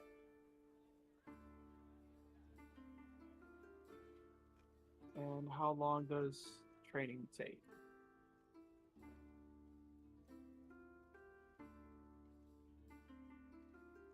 We could say the same amount of at least a while. Okay. A month maybe.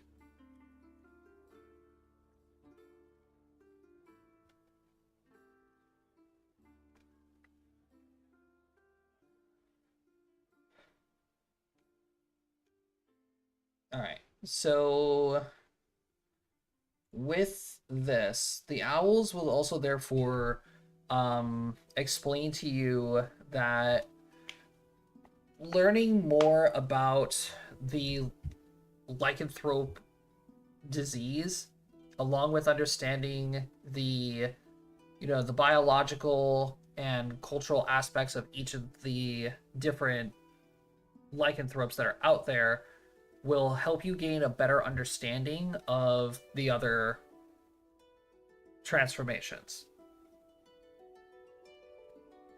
It was a very, very good decision that you came and found the owls first.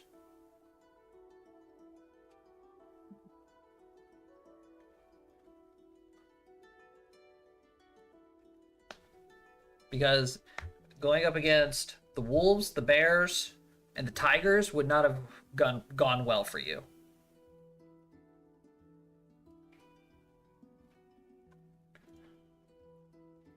Right? You might have been able to convince the rats. But the bears, No. No. I'll probably need big man for that one.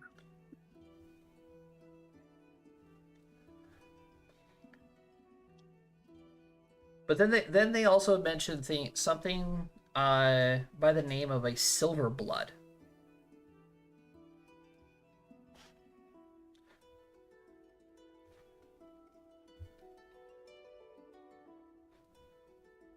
Silverblood. Well, yes. There are, six different types of lichens that you have the ability to transform into. Wolves, a werewolf, if you want to gain the values of strength. Werebears, if you want to gain the benefits of constitution and fortitude. Tigers for dexterity. Rats for intelligence. Owls for wisdom. But you want to find the silver blood if you want to understand the abilities of blending more in with the crowd, aka out of game charisma. Okay. Be warned though, if you do look into the silver bloods, they have abilities that rival succubi. Oh my. Oh my. That is how they feed and how they hunt. Note to self. Bring Alistair.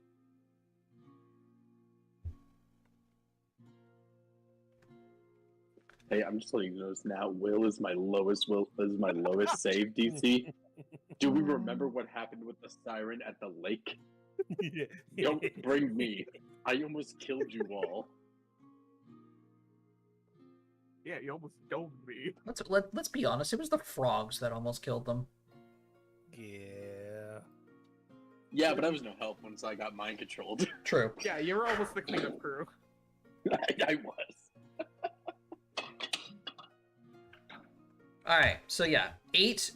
You are now in possession of the knowledge on how to fully transform into each of your lichen states. However, each of them is going to take a long time to complete.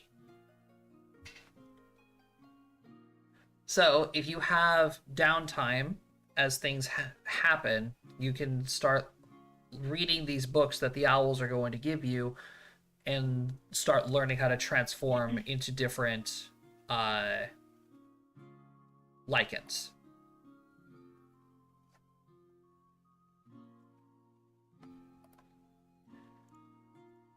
But very, very, very good decision of going to the owls first. Wait, Toby actually did something smart? Yes. Okay, so in my head, when I was going through, I'm like, okay, if I'm gonna go after one, I might as well go after my strong suit first, and work my way down. Mark the calendars, kids. Toby did something smart. Hey, I could be smart.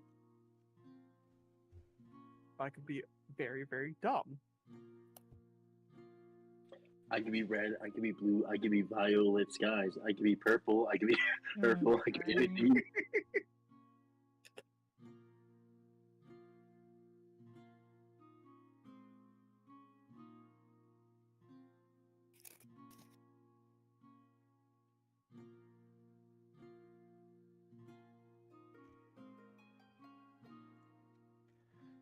All right. So, now comes the part where everybody is dreading. 2 months have gone by in game. which means not only did the party get stronger and the party learned a thing or two, the rest of the world has also been changing.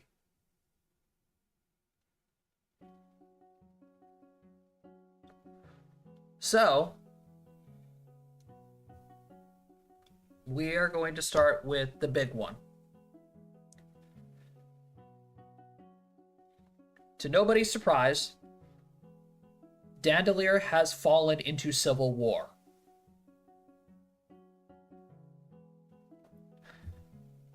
There is the side that is currently occupying the main city of Dandelier that are still siding with Oranoth and the council. Meanwhile, the people who side against Dandelier and the orders of the council have therefore moved to Lavahorn, the second dwarven city, a little bit further to the northwest.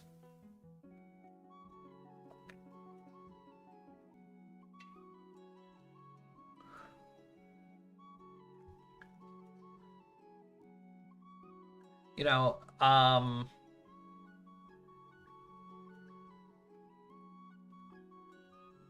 your contacts that are in Dandelier are obviously going to inform you guys on what's been going on, tell you guys, hey, things are not good here. Like, we tried our best, but unfortunately, this was just completely inevitable.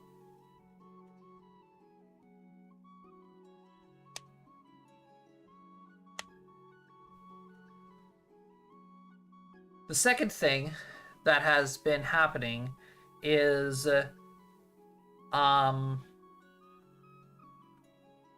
there have been elven spies found within the territories of the Boreal Tides.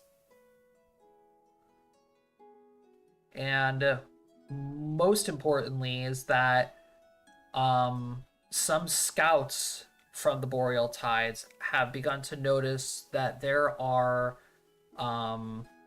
elven camps starting to pop up along the borders of the Boreal Tides.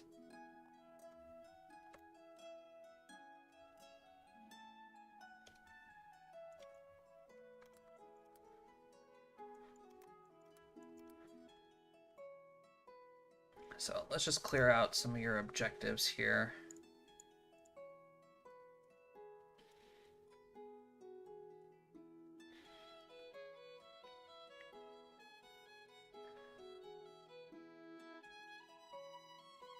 Oh, we lost Matt. Yeah. There he is. Alright, so there have been elven camps spotted along here.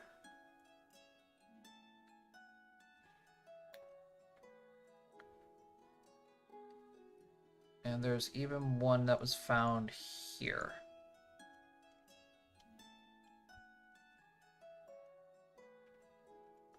Oh, now I see how bad 8's rules were. Yeah. Kept rolling a 5 and I kept rolling a 3.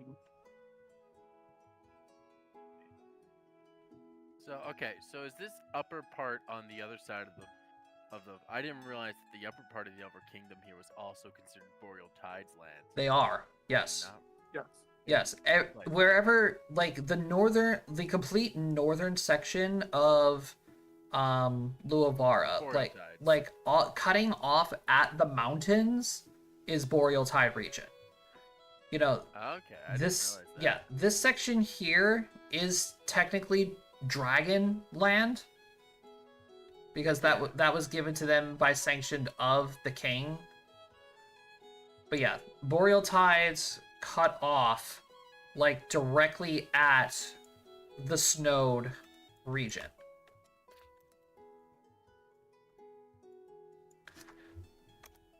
So yeah, their land does stretch for quite a ways. Yeah, I guess in my head, I guess I thought the Boreal Tides were only the stuff on the side of the dwarves, which is why it really fucking confused me. No, Why the elves were involved. no, the elves are going to be losing like a quarter of their continent Yeah. if Kolstov goes through with this independence declaration. Fair enough. Now that conflict makes so much more sense to me.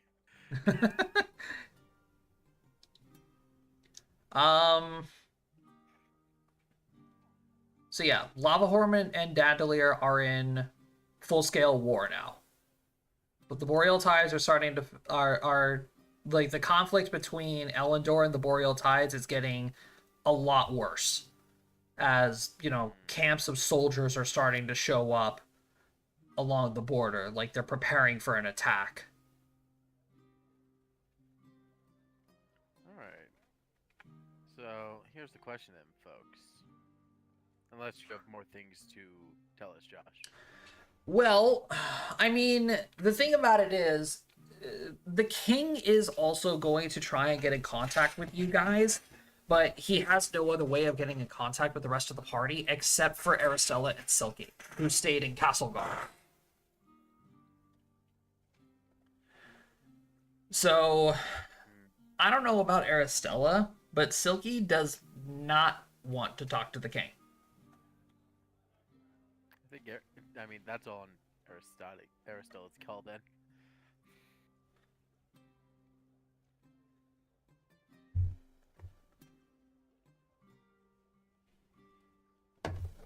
Kepe. Okay. Kepe? Housekeeping. What?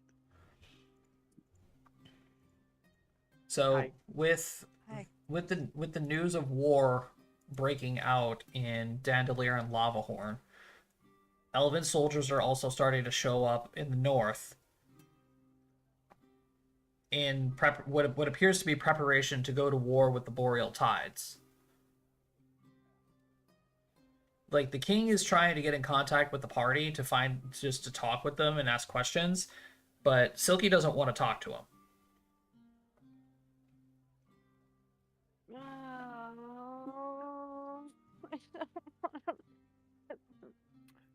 Hey, you have to be the Fine. diplomacy person again, like usual.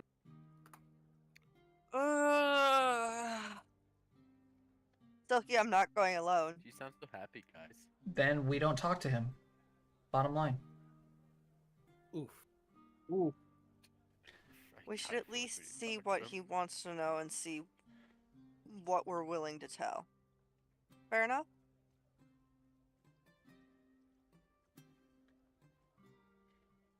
He most likely is going to have to speak with us about Oranoff. And I'll be completely honest with you, we have much bigger problems going on. Dandelier and Lavahorn are at war. Elendor is about to declare war on Kolstov, and we're nowhere close to being finished with any of our quests to help anyone. Yeah. But I'm sure he's got news of all these happenings going on over here anyway.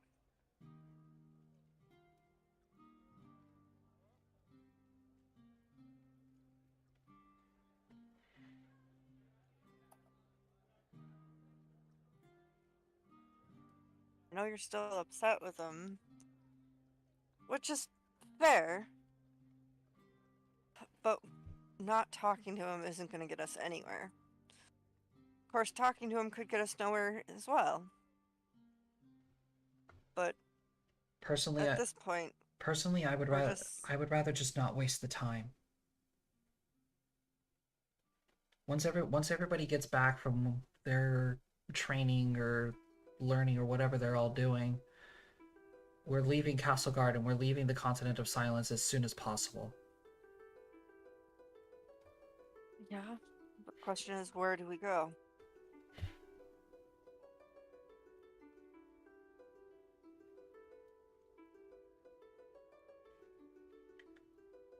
I personally want to go to Thanlin. I personally want to go back to Tholan. I need to speak with the Kitsunes and I need to go into the spring. Something is going on that I cannot pull the sword anymore, even if I tried my hardest.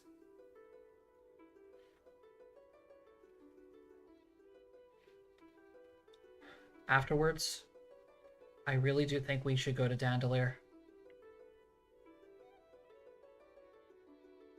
It's a long jaunt. Well, we're not raiding any more vaults or archives anymore, so we can use the teleport We've scrolls. run out of those. Oh, we don't have any more of those? No, No, I meant we ran out of vaults two and- scrolls, I think. Oh, We you, have to scroll. we I meant we ran out of vaults. Oh, we ran out of Yeah. vaults to go to infiltrate. Fair enough. That's what I'm sorry, Joe. That's what I meant.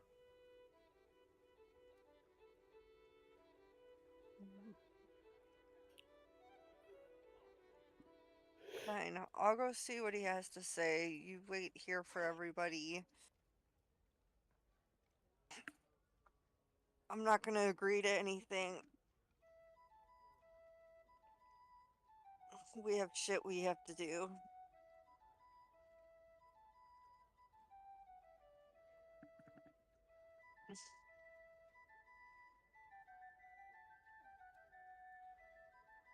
All right. So you go and you approach the king. You know, he's a little shocked to see just you there. I mostly expected to see all 6 of you together. Did something happen? We're training. And trying to figure out some things that have come up.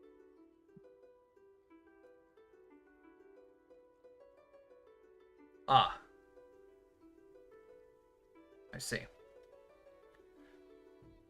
Well, I mostly just wanted to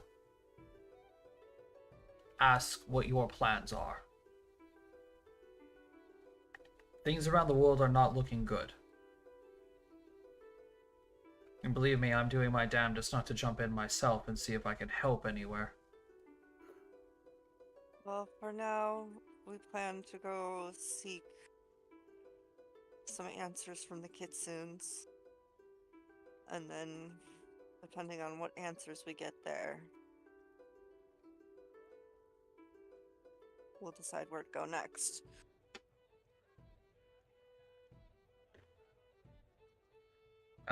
Good. I would highly advise to aid Silky in her quest to heal the sword. It could hold great value to not only her but to all of you, as a matter of fact. The sword does have a lot of properties that she does not have access to. He doesn't have access to anything right now.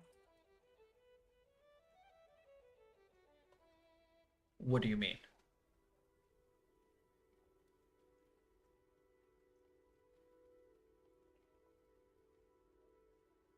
He can no longer pull the sword. Hence, one of the problems we are seeking answers. Oh dear. But we have also just been working on some retraining, so that could be part of it. But like I said, we're going to seek the Kitsunes, who seem to be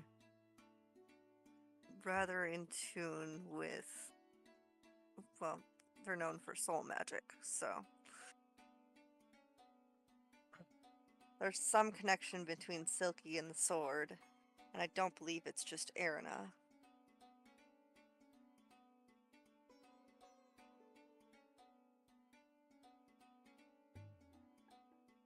So for now, that is our priority. figuring out what is the connection. The sword can read her mind. Don't ask me how. Don't ask me how. I am unfamiliar with how it is possible. The sword is not I sent. mean, it's a insanely magical item. It senses her morality, basically. It reads her mind in order to sense her morality. The sword was crafted and blessed in the name of the goddess of neutrality. So she no longer feels neutral. She feels conflicted, as if she has to choose a side. Which... he's going to let out a sigh and he's just going to slump back in his chair a little bit and say, I can't exactly blame her. I've been trying my damnedest to sway you all in the correct way, in the correct path. Correction in what you believe is the correct path. That's what I was going to get to. And unfortunately, it has stabbed everybody in the foot here. But not just your fault, it is also ours for being swayed. But as I said, for now, we need to seek answers. We can't do anything if we don't know what's going on. And unfortunately, we're not strong enough to be able to help anywhere else if we can't even deal with our own problems. I So, understand. As I said, we will...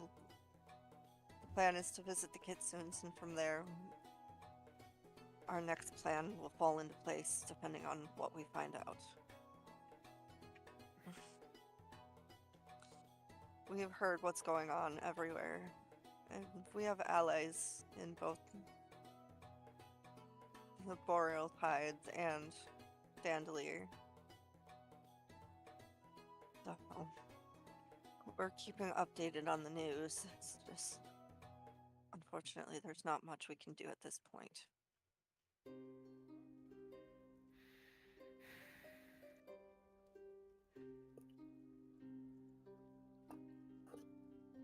But it seems, at least for now, perhaps the Grimland isn't as...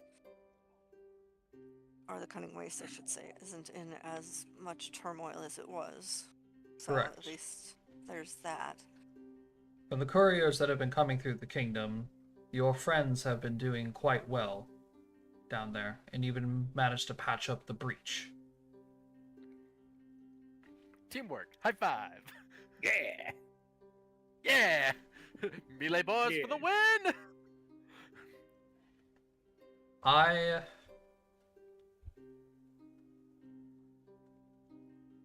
want to do what is right for these people, for this region. And that's all you can do. We are just letting you know what we will be doing. For now, we have to walk our own path. And that I shall allow you all to do. Decide for yourselves. However, keep in mind that if you ever run into trouble that you cannot get out of, for Silky, I will protect all of you.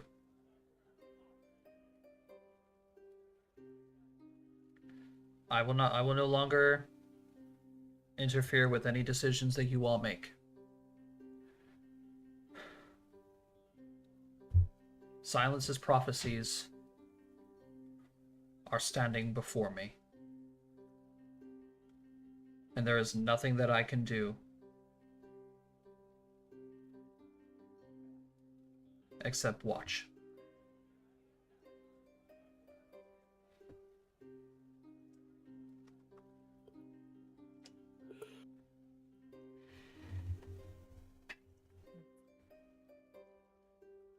Aristotle would just nod.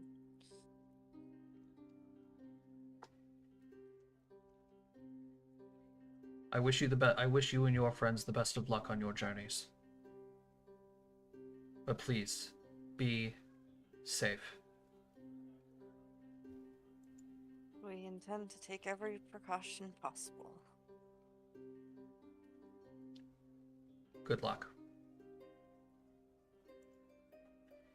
You as well.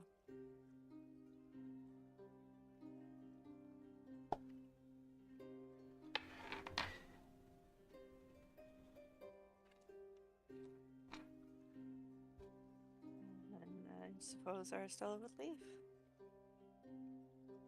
All I can imagine is right now that Xavier and Vari and Alice are all eating, and Alice just in Alice is like, "Hey, you think we should ever look into that thing about what Ornoff's daughter said about me being somehow connected to the King of Silence?"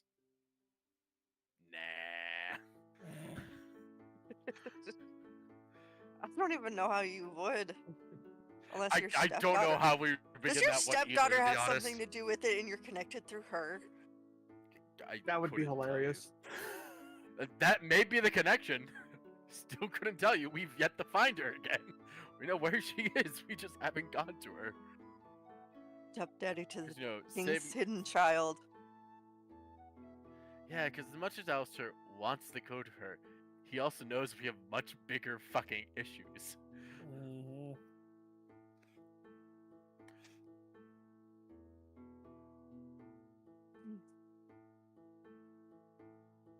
All right. So that begs the question of, after everybody has learned about the situation in the world, after the 57 days,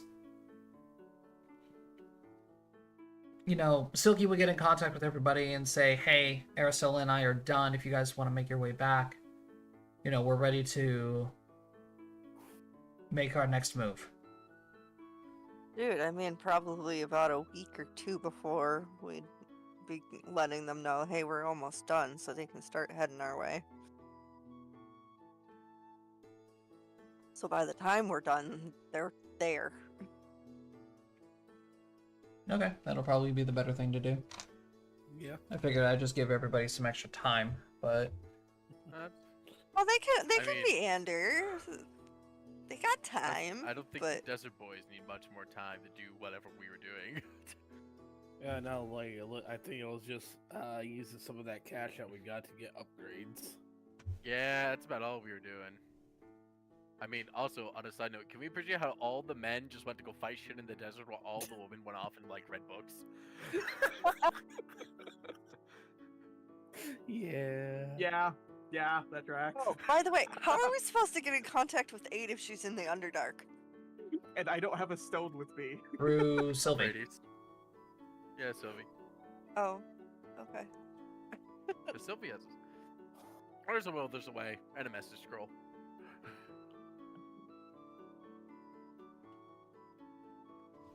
So, Sure.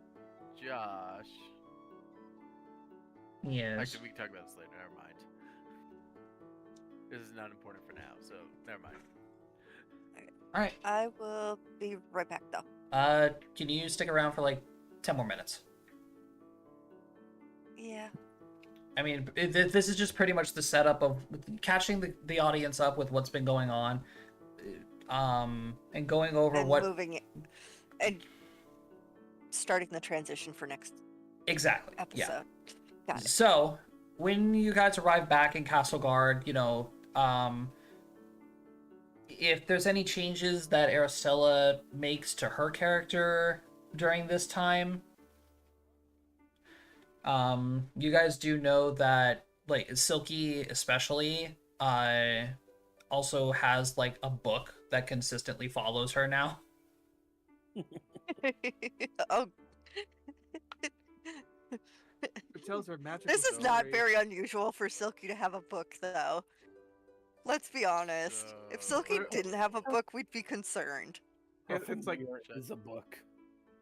I could just see the book and be like, huh. She's been reading so much that apparently a book is attached They to revolve her. around her now. Yes. Hey, Josh. Hmm? It's Yumi. Oh my gosh. Oh it's my Yumi. god. But Silky's the cat.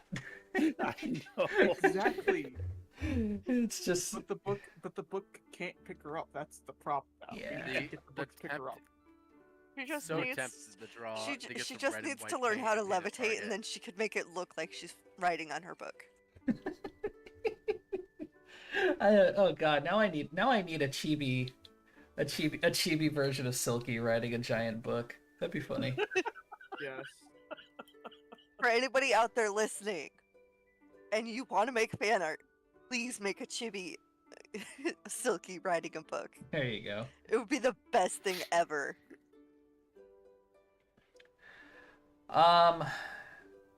So yeah, Silky just has a book that follows her now. That's pretty much her tome now. So The issue is, for you spellcasters, nobody can read this book. Because it is filled to the brim with runes and shit. We would have to learn from Silky, Yeah, Yep. but I can't learn spells that way anyway, so. yeah. You guys do also notice that Silky does appear to be a lot stronger physically. Swole. They grow Well, up Kit so Kat. fast. I'm so bad. I know. hey kid, you been doing push-ups or something? Kind of. Cool. She's been lifting runes. So what happens if I draw a target on that book? She will kill you. Matter. Fine. I Oh, see and when I that, got back, I you would had have some relayed success. kind of some of the important highlights that I got from the king to Silky. And kind of let her know that I let him know where our stance is with everything. Okay. Well, I know she doesn't really want to talk to him and she's cranky with him, but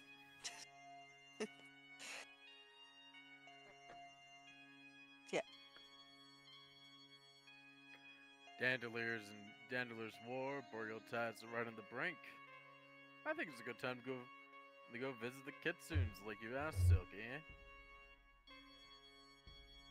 That's kind of where I was going to ask you guys if we can go to next.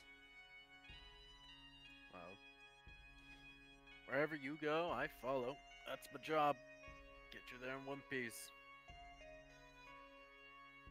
I would like to go to Thalan to figure out what the hell's going on with the sword. And then I think it's time we head back to Dandelier.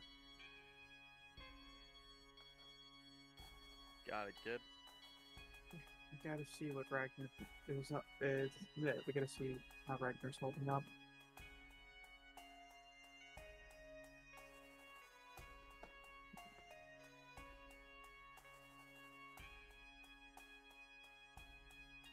Alright. Davian, sorry. Any complaints? Sounds good to me. Yeah. Sounds good. Well, you got us desert dwellers all on board. Can I call myself one of those now? I know I'm not from there, but I just spent like the last 2 months there. I mean, Looking at the you spilled the blood of the sands. Alright, fair enough. Thank you very much for that vote of confidence there in that one. Alright, let's get started then. Adventure time again. Adventure. Yippee! Yippee! Alright. And that is where we're going to go ahead and end today.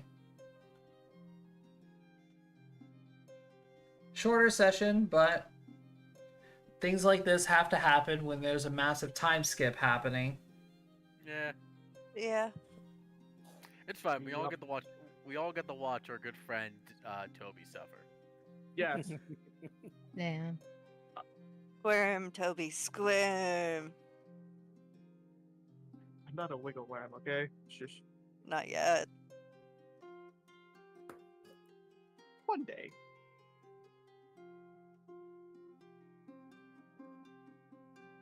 one day. All right. So, ladies and gentlemen, starting next week, we are going to be moving back to Elven territory, to the Kitsune village of Thalan. Which, Elven territory is going to spell trouble, considering who is in charge. So, we'll see how that is going to play out. We hope to see you guys next week, 7:30 Eastern, usual time, right here. And we will see you guys next time. Bye-bye. Adios.